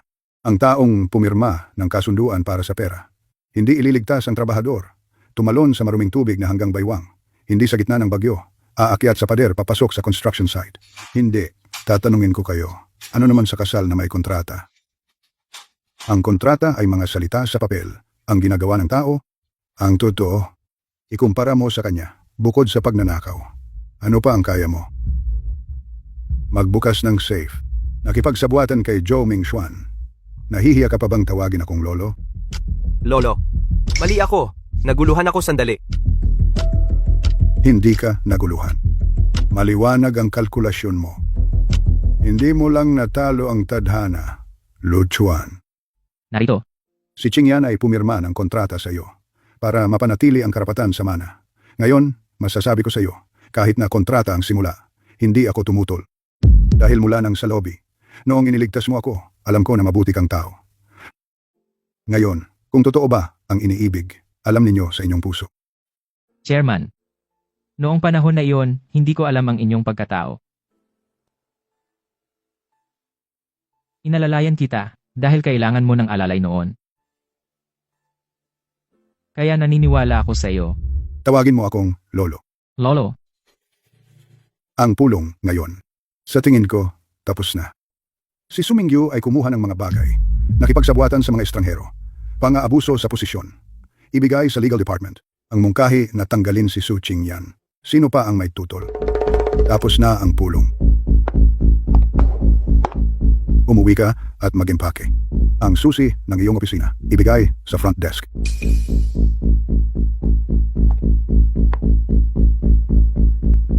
Hindi pa ako tapos magsalita. Ang aking hawak na Shenlan Group, 30% ng shares. Mula ngayon, ilipat lahat kay Su Qi. Si Lu Chuan ay na-promote bilang vice president ng grupo. Kasama si Qingyan na mamahala sila sa kumpanya. Ang dalawang ito mula sa proyekto ng lumang pabrika hanggang ngayon. Ano ang ginawa? Hindi ginawa. Sa bahay ko, kitang-kita ko ang lahat. Shenlan Group. Ibigay sa kanila. Panatag ako. Sinusuportahan ko ang arrangement na ito. Wala akong pagtutol. Kayo tatlo. Ilang taon na kayong kakilala ko? Lao Su. Kami. Tinanong kita, ilang taon? 27 taon. 27 taon.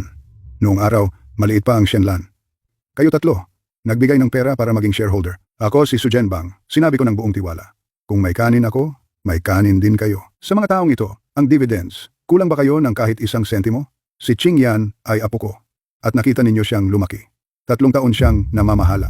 Tumaas ng 40% ang kita ng kumpanya. Ngayon, nakaupo kayo rito kasama si Su Mingyu para siya'y alisin. Nalinlang kami. Sinabi ni Su Mingyu sa amin na may ebidensya siya na ginulo ni Qingyan ang kumpanya. Hindi siya humawak ng kutsilyo at inilagay sa leeg mo. Noong pumirma ka, bakit hindi mo muna tinawagan si Qingyan?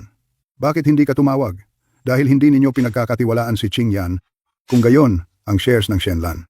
Huwag na kayong kumuha. Bibilhin ko kayo sa market price. Pirmahan ang kasunduan ngayon, ilipat ang titulo ngayon. Simula ngayon, hindi na kayo shareholder ng Shenlan Group. Lao Su, sumunod kami sa iyo ng halos 30 taon. Kaya binibili ko kayo sa market price. Kung iba, pabababain na ang presyo. Lao Su, wala na bang ibang paraan? Papuntahin si Xiao Zhou na kunin ang share transfer agreement at dalhin dito. Pipirma ako. Lao Jiao. Pipirma rin ako. Pumirma na kayo. Lao Su, ingat ka.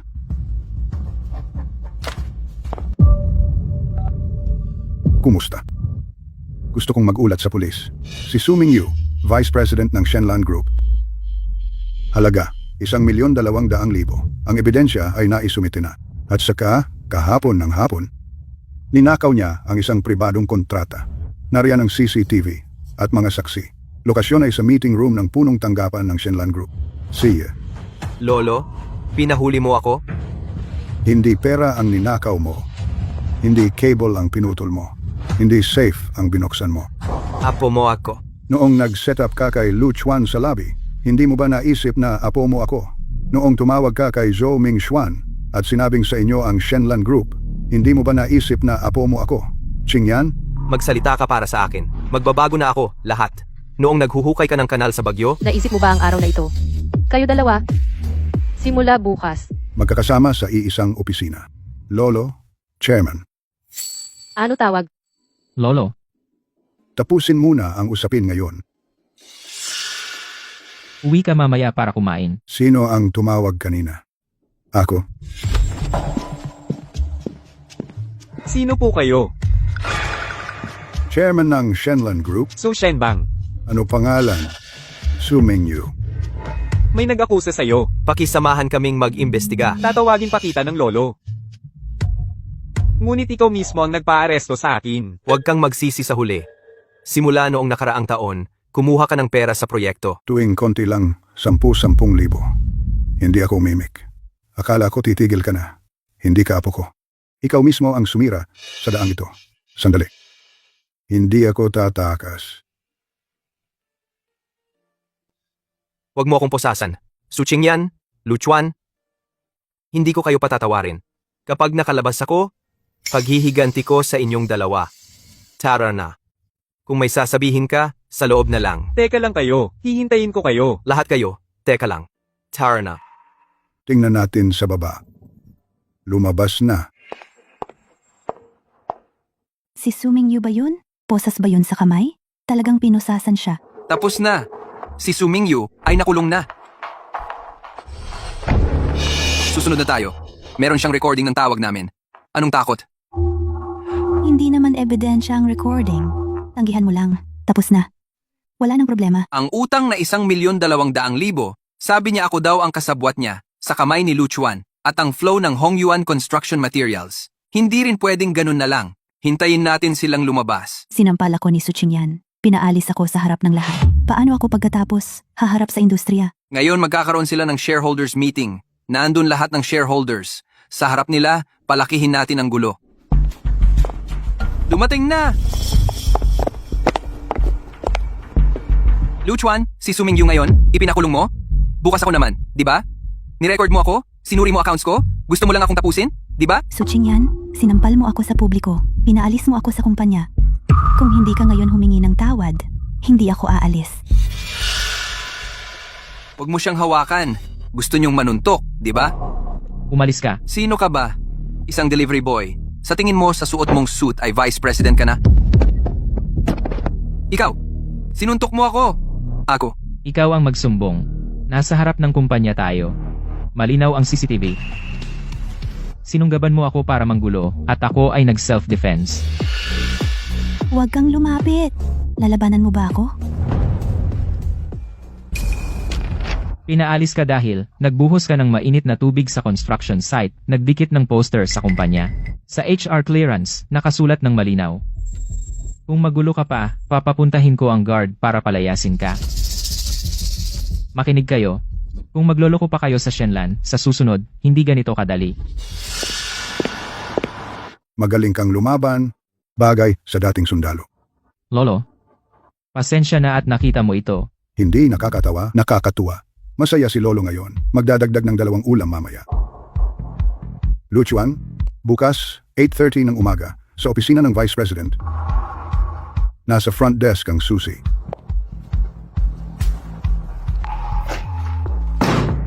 ₱50,000 pagkatapos ng trabaho, hindi magkukulang.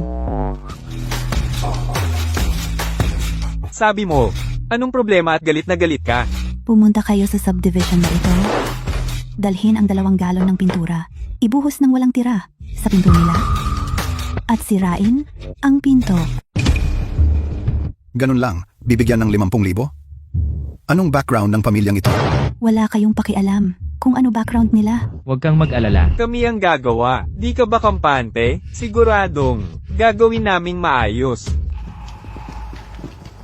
Alam ko na, nakita ko na. Bantayan nyo ang CCTV room, huwag kayong lalabas. Sino ka ba? Ako ang hinahanap nyo. Binigyan kayo ni Zhao Manqi ng 50,000 para sirain ang pinto. Para sa ganyang halaga, ipapasok nyo ba ang sarili nyo? Sulit ba? Dahil alam mo na, mas madali na. Mga kapatid, mukhang ngayon, may dagdag tayong trabaho. Unahin natin siya. Pabagsakin mo siya.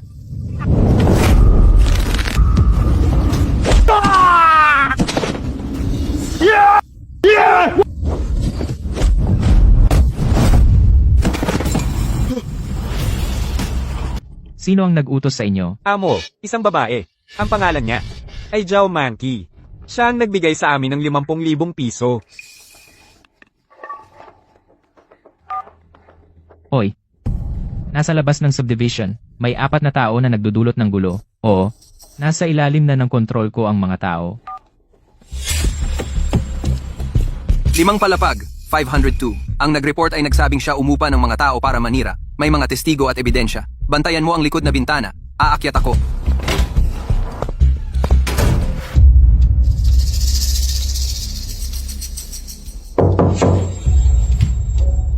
Buksan ang pinto. Zhao Manqi. Kami ay buksan ang pinto.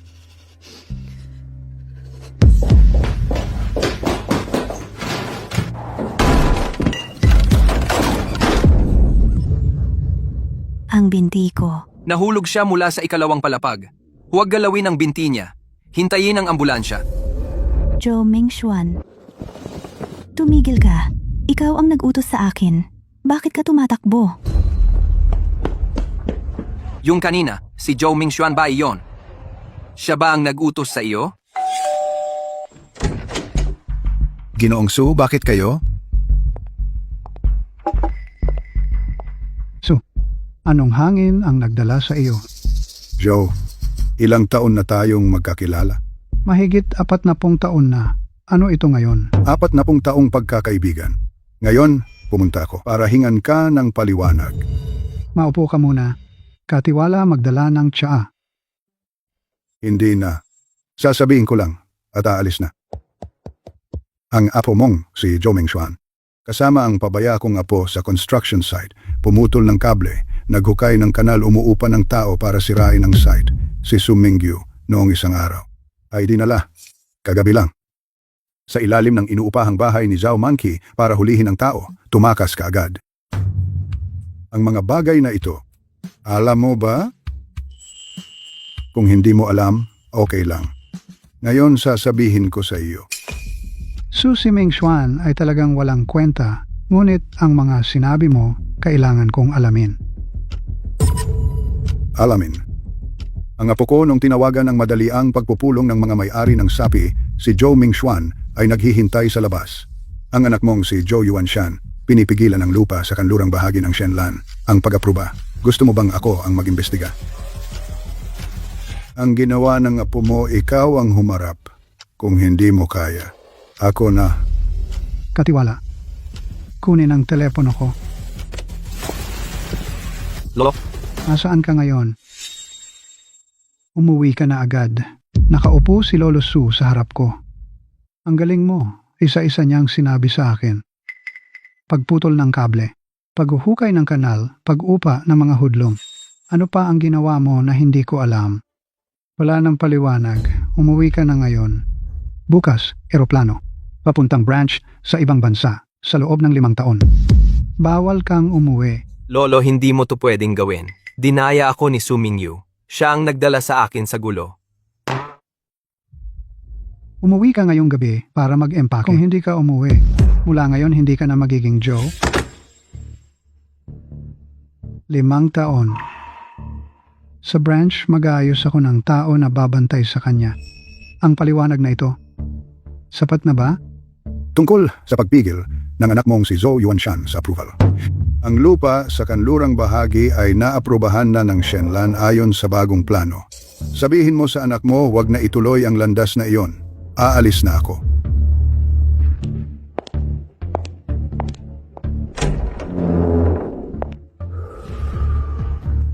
Narinig mo na ba? Si Zhou Mingxuan ng Shanghai Group, kagabi, ng kanyang lolo, ay ipinadala sa ibang bansa. Totoo ba? Si Su Mingyu ay nakakulong tumakas si Zhou Mingxuan. Sa atin naman. Ano pa bang magagawa? Ngayon ay opisyal ng naging VP si Lu Chuan. Ang una niyang ginawa ay tumawag ng pulong ng mga ehekutibo. Sa tingin ko, magbabago na ang lahat. Siya, dating security guard na na-promote, ano ang alam niya sa management? Bumagsak si Su Mingyu, marami pang matatanda sa kumpanya. Siya ba ang mag-uutos?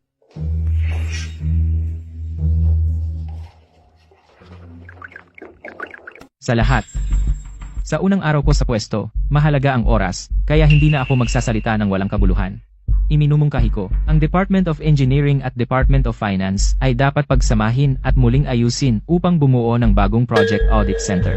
Vice President Lu, hindi ito alinsunod sa kaugalian. Ang engineering at finance ay palaging hiwalay, nagbabantayan sa isa't isa. Ano ang gusto mong mangyari sa pagsasama na ito? Ikaw, isang bagong upo na Vice President. Masyado bang nagmamadali? Talagang walang alam na nag-uutos. Vice President Lu, paumanhin, hindi kami sumasang-ayon. Kung kailangan talagang gawin ito, kaming tatlo, ay magbibitiw na lamang sa Board of Directors. Magbitiw? Pwede, pero bago kayo umalis, ayusin muna natin ang mga account. Ito ang inyong tatlo mga kamakailang bank statement. Imposible ito. Saan mo nakuha iyan? Peke ito. Department of Engineering. Noong nakaraang taon, proyekto ng East City 3 transaksyon, 1,200,000. Department of Finance. Noong nakaraang taon, pagbili sa South Suburbs, 5 transaksyon, 2,300,000. Department of Procurement. Ikaw at ang mga kaugnay na partido ay may joint account. Ang detalye ay mahigit 8 milyon. Ito ay bahagi lamang ng malaking problema, hindi kayo tutol sa pagsasama. Natatakot kayo na pagkatapos ng pagsasama, malalaman ang mga datos. Ngayon, sa pagsasama at muling pag-aayos, may pagtutol pa ba? Tapos na ang pulong President Wang, President Lee, President Sang. Kayo tatlo, manatili sa inyong upuan. Ang tatlong transfer na ito, ipaliwanag. President Su. Ito ay sinabi ni Su Mingyu noong una na kailangan ng isang bayad para sa mga materyales. Ang bayad para sa materyales ay napunta sa kanyang personal na account. Abisuhan ang Internal Audit Department, simulan ang pagsisiyasat sa kanilang tatlo. Si Su Mingyu ang mga proyektong hinawakan niya sa mga nakaraang taon lahat ay ilabas. Ako mismo ang mamumuno. Pinaalam ko sa Security Department na ilok ang sahig na ito. Walang sinuman ang makakapaglabas ng kahit isang papel.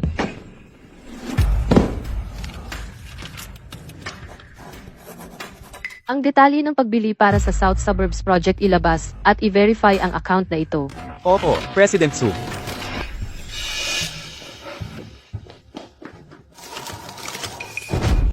Security guard. Dalhin siya sa archive room. 3 araw. Natuklasan ang 7 tao. Halaga. 15,200,000. Ang pundasyon ng Shenlan ay halos maubos na ninyo. President Su, Vice President Lu, bigyan kami ng isang pagkakataon. Ibabalik namin ang pera. Ibabalik namin agad sa kumpanya. Ibabalik namin ang pera. Huwag kayong tumawag ng pulis. Tama. Sila ang nag-udyok sa akin. Gusto ko na sanang ibalik matagal na. Huwag. Noong kumuha kayo ng pera, bakit hindi ninyo naisip na darating ang araw na ito? Dalhin silang lahat. Su Qingyan, ang ginagawa mo, ang Shenlan, ay maaga o huli ay masisira sa inyong mga kamay. Kabuuan, 5,200,000. 7 tao. Lahat ay nahuli. Ang mga taong ito ay sumunod kay Su Mingyu sa loob ng ilang taon. Palitan lahat. Ang kumpanya ay magkukulang ng tauhan sa ilang panahon. Ang HR department ay nagsimula na mag-post ng mga job advertisement. Tinakpan na ng security department ang lahat ng butas. Kapag hindi umalis ang luma, hindi darating ang bago. Nitong nakaraang 2 linggo. Kayo dalawa, ang mga laban na dapat ipaglaban ay inyong nilabanan. Simula ngayon, ang mga bagay ng kumpanya, kayo na ang magpapasya.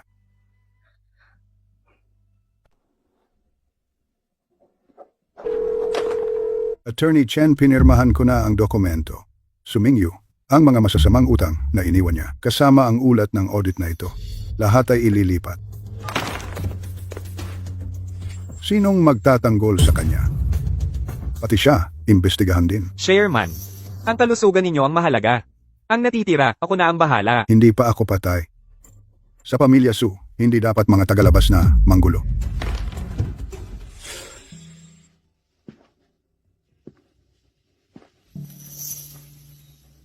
Lolo, kakalabas lang ninyo sa ospital. Bakit kayo pumunta rito sa hangin? Bumalik na kayo sa bahay at magpahinga. Ako na ang magdidilig. Hindi na. Ang palayok na ito ng hunhielan ay ako mismo ang nagtanim. Matibay siya. Kailangan ko siyang tingnan pa.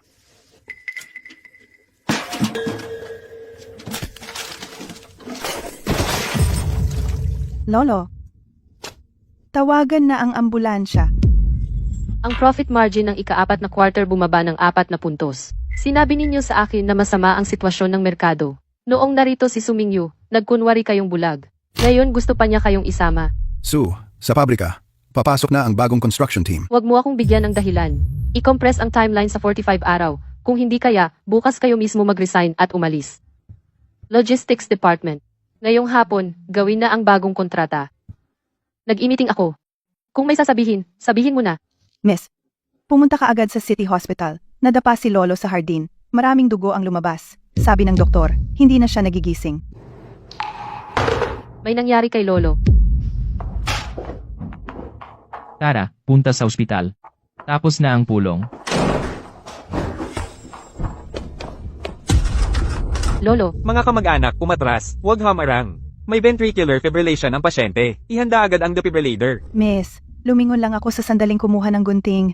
Tuwid siyang bumagsak sa mga pira-pirasong palayok. Huminga ng malalim. Huwag magpanik. Iniresuscitate pa si Lolo. Hindi ka pwedeng mag-collapse muna. noong umalis ako kaninang umaga, nagdidilig pa siya sa hardin. Kinukwento pa niya sa akin, sabi niya gusto niya ng steamed sea bass para sa hapunan. Nagpaalala siyang umuwi ng maaga. Luchuan. Ang lakas-lakas niya. Paano nangyari ito bigla? Matibay si Lolo. Noong taong iyon, malaking apoy sa ilog, nakayanan niya. Ngayon, kaya rin niya. Kapag nagising siya, ako mismo ang bibili ng sea bass para sa kanya. Doktor, kamusta si Lolo? Kahit magkano ang gastos, gamitin ang pinakamagandang gamot, kailangan siyang iligtas. So, hindi ito problema na kayang lutasin ng pera. Ang puso ni Lolo, mahina na talaga. Ngayon, malawakang pagbara ng ugat, na kapag balik ng hininga ay purong biyaya ng Diyos. Sa susunod, hindi na siguro magkakaroon ng ganoong swerte. May malay ba siya ngayon? Pwedeng pumasok para makita siya. Kakalipat lang sa ordinaryong silid. Puntahan natin. Habang gising pa siya. Sabihin na, ang dapat sabihin, maghanda na sa isipan ng pamilya.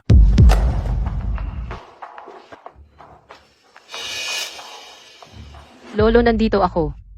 Hindi na ako pupunta sa kumpanya. Araw-araw akong nandito sa tabi mo. Lu Chuan, hawak mo ang kamay ni Yanyan. Hilahin mo. Sa buong buhay ko, nalagpasan ko na ang lahat ng pagsubok. Sapat na ang kinita kong pera. Sapat na rin ang mga kaaway. Pero ang pinaka-ikinalulungkot ko, ikaw, anak. Lolo, huwag kang magsalita ng malungkot. Dapat kang mabuhay ng matagal. Maagang nawala ang mga magulang mo. Itong malaking kayamanan. Para sa'yo, ito ay isang sumpa. Kahit pumikit ako ngayon, kung hindi ko makita ng sarili kong mga mata, maghanap ng totoo na handang sumalo ng mga panganib para sa'yo. Kapag nasa ilalim na ako, wala akong mukhang haharap sa mga magulang mo. Lu Chuan, ngayon, ibinibigay ko ang aking mahal na apo sa iyo. Ito ay isang mainit na patatas. Kaya mo bang tanggapin? Lolo, wala kang dapat ipag-alala. Basta't may buhay pa si Luchuan, kahit ang Diyos mismo ang dumating. Hindi siya maaaring galawin, kahit isang buhok. Matibay ang aking buhay, kahit bumagsak ang langit. Ako ang haharap para sa kanya. Anong ginagawa mo? Tumayo ka na. Huwag mong ganyan. Kinyan. Wala akong pera pambili ng mamahaling singsing. Hindi rin kita mabibigyan ng engrandeng seremonya, itong lumang susi. Noong araw ng malakas na ulan sa construction site sa Kanluran, tayong dalawa ay naglakad sa putik, habang sinusuri ang drainage, aking pinanatili ng palihim. Noong panahong iyon, alam ko na. Sa buong buhay mo, ikaw ay magiging akin lamang. Ngayon, sa harap ni Lolo ibibigay ko ang buhay ko, at ang aking bawat patak ng dugo, sa natitira kong buhay. Ilalagay ko lahat sa lumang susi na ito, kaya mo bang kunin? Luchuan, ikaw ay. Dinaya mo ako, gamit ang lumang susi. Kung sa buhay na ito ay lolokohin mo ako, kahit maging multo ako, hindi kita pababayaan. Lolo, susunod ako sa iyo, siya na ang aking makakasama habang buhay. Si Assistant Lin. Agad na linisin ang Jingzhou International Hotel ang Crystal Hall sa tuktok. Linisin para sa akin. Bukas ng umaga. Gagamitin ko iutos ang lahat ng Rolls-Royce na maaaring makuha sa buong lungsod. Ilabas lahat para sa akin. Dapat nakalinya ang convoy sa pangunahing daan. At ang media, lahat ng mamamahayag na humihinga sa Jingzhou. Tawagin lahat para sa akin. At saka kunin ang aking. Ang custom-made na wedding gown na may 10-meter trail, at ang para kay Lu Chuan, ang custom-fitted na handmade suit, ihatid sa ospital sa loob ng kalahating oras. Ito ang aking apo ng suklan. Mabilis at diretsyong kumilos.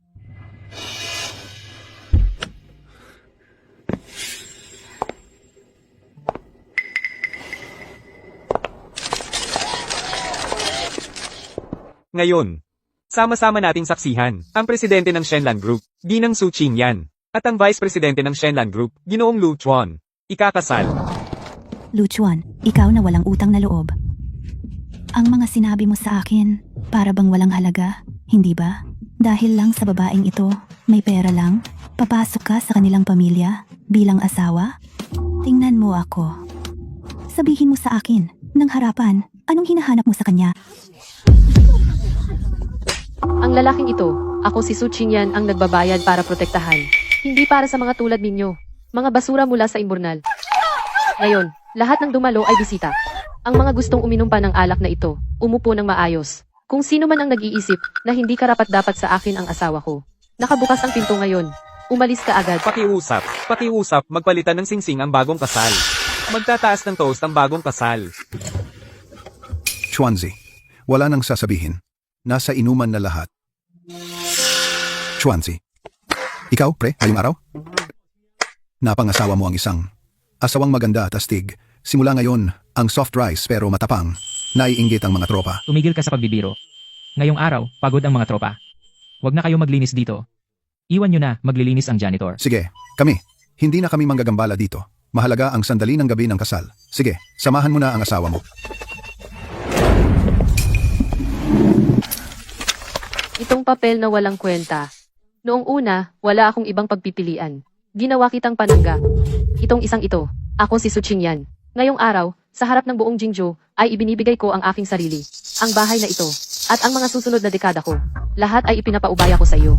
Asawa, ibinigay mo sa akin ang iyong buhay at kabuhayan. Kung sa oras na ito ay aatras pa ako, hindi na ako magiging lalaki.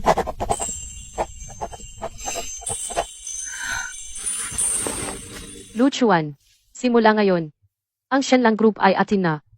Ang saya ng pamumuhay ay sa ating dalawa na. Tandaan mo, simula ngayon, sa ating tahanan, wala nang usapang transaksyon. Wala nang usapang kasunduan. Mamuhay tayo ng tahimik. Nasunog na ito, malinis na. Tayong dalawa, bawal na maglabas ng mga nakaraan na mga kalokohan at kalkulasyon at pag-usapan. Sige. Mula ngayon kung sino man ang mga has na ituro ang ilong sabihing peke tayong mag-asawa. Ako ang unang magagalit, guguluhin ko ang istorya niya.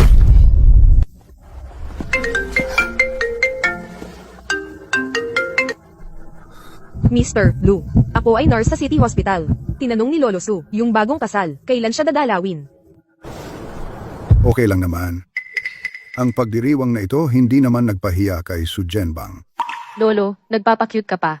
Sinabi na sa akin ng head nurse. Noong nanonood ka ng video, tawa ka ng tawa, kita ang bagang. Bastos kang bata ka. Kung hindi ka papaluin, aakyat ka sa bubong. Binabastos mo pa sarili mong lolo? Naaadik ka na ba? Ang ganda ng litratong ito. Ano ang tinatawag na puso ng tao? Ito ang puso ng tao. Maganda ang ginawa ninyong kasal. Hindi kayo naglokohan. Ito ang tinatawag na pag-aasawa na nasa puso. Tingin mo, huwag mong araw-araw magpanggap sa lumang bahay ko. Nakakainis na sa akin ang matanda. Ang mga bagong kasal dapat gumawa ng sariling pugad. Lolo, may pera naman ako sa bangko. Hindi ko na kailangan ang sa inyo para sa bahay. Ang pera mo ay sa iyo. Ito ay bigay ng matanda sa apo sa lalaki. Huwag kang makipagtalo sa akin. Lolo, ang inyong biyaya tinatanggap namin. Pumili kayo ng malaking bahay. Dapat nakaharap sa timog. Sobrang liwanag. Ang pinakamahalaga. Mag-iwan ng isang silid, pinakamalaki para sa nursery. Lagyan ng malambot na sapin sa loob. Lolo, saan kayo napupunta? Ngayon nahihiya ka. Kahapon sa entablado, ang mahigpit na maghalikan ay hindi ikaw. Nagpakasal na kayo. Bakit ka nagpapanggap birhen pa?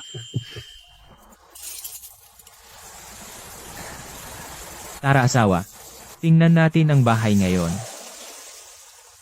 Baliw ka ba? Sinusunod mo talaga si Lolo ngayon na. Nag-utos na ang matanda kung magpapatagal ako ng isang araw. Ang unang gagawin niya paglabas ng ospital ay baliin ang aking binti gamit ang kanyang tungkod. Maglibot muna kayo. Yung sand table doon, may presyo sa baba. Kung may nagustuhan kayo, tawagin nyo lang ako. Bakit? Yung pinto nyo, may hina-high at low class pa. Bago makapasok. Mahal, bakit ka pa nakikipag-away sa ganyang tao? Tayo ay pumipili ng bahay para sa ating future, hindi para manood. Lu Juan, ito ay 120 square meters lang. Yung isa, 300 square meters na flat, hindi ba mas maganda? Anong silbi ng malaki? Wala man lang echo kapag nagsalita. Masyadong tahimik.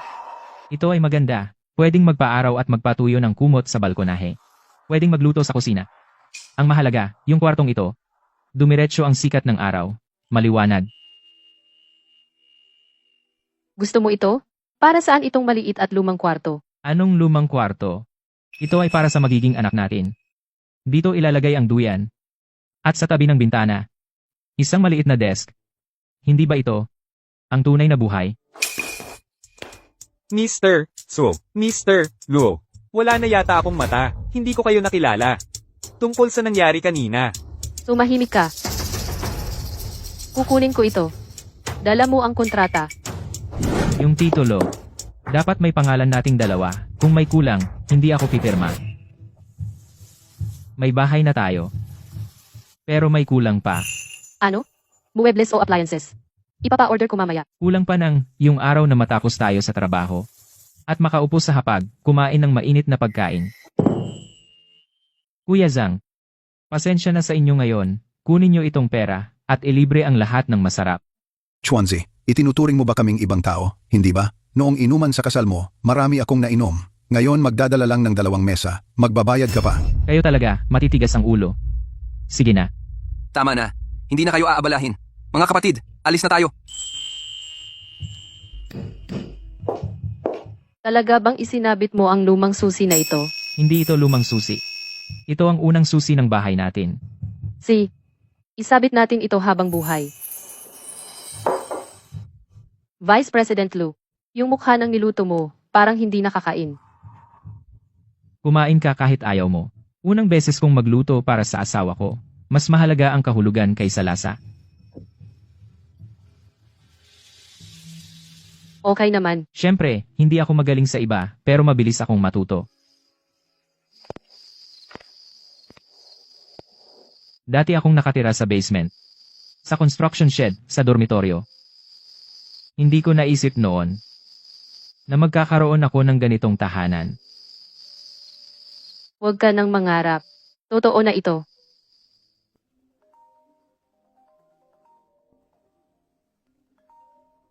President Su. Magaling na si Lolo Su. Normal na lahat ng vital signs. Pwede na siyang lumabas bukas. Talaga? Isusundo natin si Lolo bukas. Bakit ang laki ng handa? Para lang sa paglabas ng ospital. Para kang may tagapamahala ng proyekto na sasalubungin. Magpahinga ka na. Kakalabas lang. Ayaw mo pang magpahinga. Baka umubo ka na naman. Lolo, ngayon kayo ang pinakaprotektadong tao sa bahay. Kung masugatan kayo, baka balatan ako ni Chinyan. Tumigil ka sa pagmamagandang loob. Magmaneho ka na, uwi na tayo. Bakit kayo nagbitin ng bakal na kalawangin? Sa pinto? Itatago niyo pa ang susi? Iyan ang ginamit ko sa pagpropose, unang susi ng bahay natin. Hindi ko kayang itapon. Mabuti nang itago. Tao, gaano man kataas ang lipad mo. Huwag mong kalimutan ang putik sa iyong paa. Huwag kalimutan ang pinagmulan para magkaroon ng payapang buhay. May bahay na, kasal na. Sa wakas may init na ang hapag. Yung silid na nakaharap sa timog, inikot ko kanina. Bakante pa. Ano? Para sa mga gagamba. Lolo, bakit nyo na naman binabalikan? Anong problema? Matanda na ako. Hindi ba ako pwedeng mangulit? Soup ng isda. Mainit pa.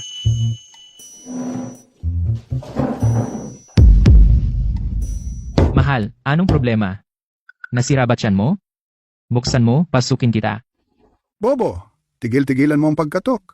Baka naman buntis na talaga. Lu Chuan, pwede bang apakan mo ng kaunti ang gas? Huwag kang magsalita. Huwag mo akong gambalain. Kung magtatagal ka pa ng ganyan, yung lolo na nakamotor na di kuryente sa likod makakasinggit na sa atin. Ngayon, sa loob ng kotse na ito, may 2 buhay na nakasakay. Kung bigla akong apak, baka maalog ang tiyan mo. Kaligtasan muna.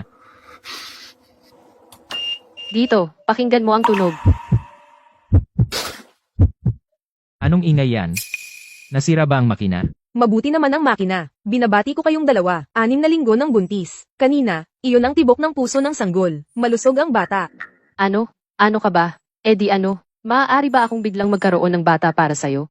Ako. Naging tatay na ako. Tingnan mo yung itsura mong walang kwenta. Bakit nanginginig ang kamay mo? Gusto ko. Masaya ako. Tatay na ako, puta. Sabi ko na nga ba, ang galing ng pakiramdam ko, di ba? Kahapon, sa may pintuan ng banyo, napansin ko na. Zhang Ma, huwag ka nang mag-abala sa iba. Pumunta ka na sa likod bahay. Katayin mo yung pinakamatabang na inahin. Iluto mo ng sabaw para sa apo ko sa tuhod. Sabaw na pampalakas. Lolo, ingat lang po kayo. Baka tumaas ang blood pressure ninyo sa kakatawa. Uuwi na kami. Pansin, pamilya ng pasyente. Unang 3 buwan. Pinakadelikado ang pagbubuntis. Huwag siyang magpapagod, lalo na ang emosyon at oras ng pagtulog ng buntis. Ikaw, bilang asawa, dapat mong alagaan. Huwag mo siyang papagalitan. Doktor, huwag kayong mag-alala. Mula ngayon, siya na ang reyna ng bahay.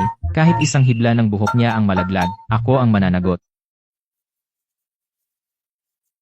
Vice Presidente Lu, ikaw, sa hating gabi ay hindi natutulog. Mag-aaral ka ba ng buong gabi para sa lisensya ng nurse ng sanggol?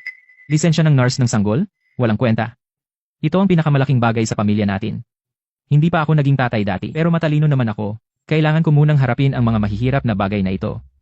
Lahat ay aking aralin. Hindi ako pwedeng maging isang ama na bigo.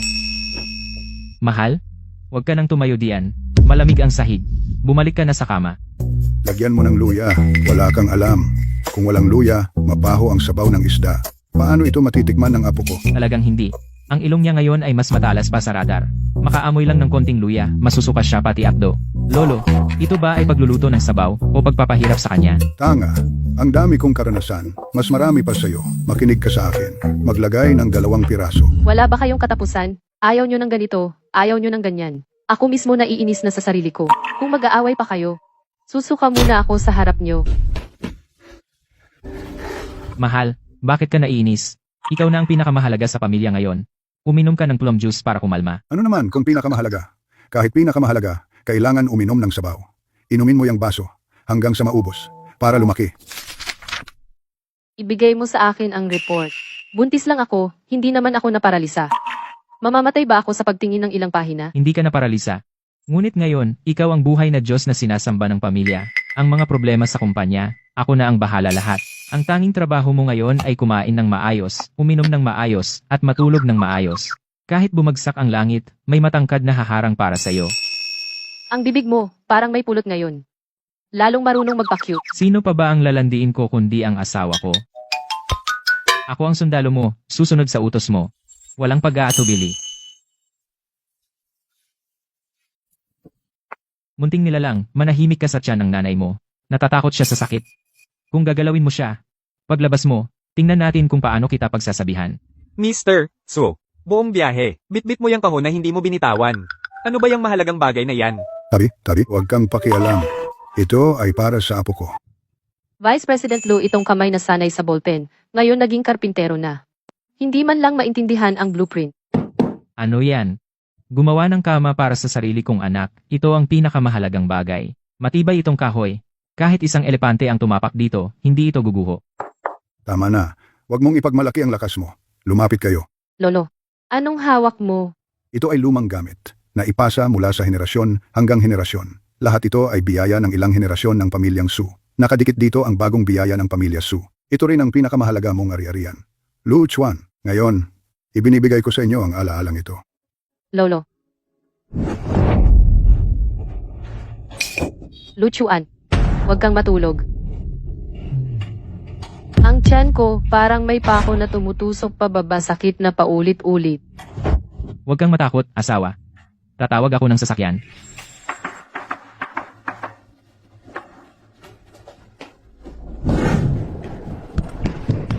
Lu Chuan, ang sakit na. Kasalanan mo ito. Doktor, may tao ba? Kasalanan ko. Lahat ay kasalanan ko. Asawa, kayanin mo. Pagkatapos mong manganak, pwede mo akong patayin gamit ang kawali. Unahin nating makalampas dito.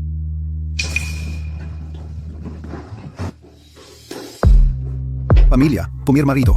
Papasok na sa delivery room. Doktor, wala naman siyang problema? Huminahon ka. Maayos naman ang kalagayan ng ina. Pumirma ka muna. Huwag mag-aksaya ng oras. Asawa, kaya mo yan. Sige, konting lakas pa. Diyos ko, huwag mong pahirapan ang apo ko. Simula bata, marami na siyang pinagdaanan. Kung kailangan bawasan ang buhay, anumang biyaya, kunin na lang sa matandang ito. Protektahan ang apo ko na maging ligtas at maayos. Congratulations sa pamilya. Ligtas ang ina at anak. Isang mataba na sanggol na babae, 6.8 pounds. Mabuti. Maganda ang anak na babae. Malambing ang anak na babae. Pagod ka na, asawa. Ngayon, halos mamatay ako sa pag-aalala. Lu Chuan, ang anak mong babae, pareho ang boses ninyo. Kapag umiyak, aabot sa bubong. Ito talaga, ang apo sa tuhod ni Su Jianbang. Ang mukha niya, ang ganda-ganda. Ang maliit na ilong at mata. Parang kopya ng asawa mo, gaya-gaya. Ang kinang, paglaki, maraming lalaki ang mabighani. Uminom ka na lang. Tumigil ka sa kakabula. Matalino ang anak ko. Naiintindihan lahat. Sino mang magkagusto sa kanya? Babaliin ko ang binti. Lolo, buong hapon mo siyang nakaakbay. Hindi ba sumasakit ang braso mo? Hayaan mo akong buhatin. Bakit ka nagmamadali? Kakainit ko pa lang sa kanya. Maglaro na lang kayo. Lu Chuan, naaalala mo ba ito? Dati, dito ka tumalon, at hinila mo ako at si Lolo. Pabalik sa Pampang. Araw na yon, halos mamatay ako, pero nakahila ako ng 2 buhay. Bilang kapalit, binigyan mo ako ng isang mainit na tahanan. Mali ang kalkula mo. Ang lahat ng hirap mo noon, kasama ang tubo, na ibalik ko sa iyo.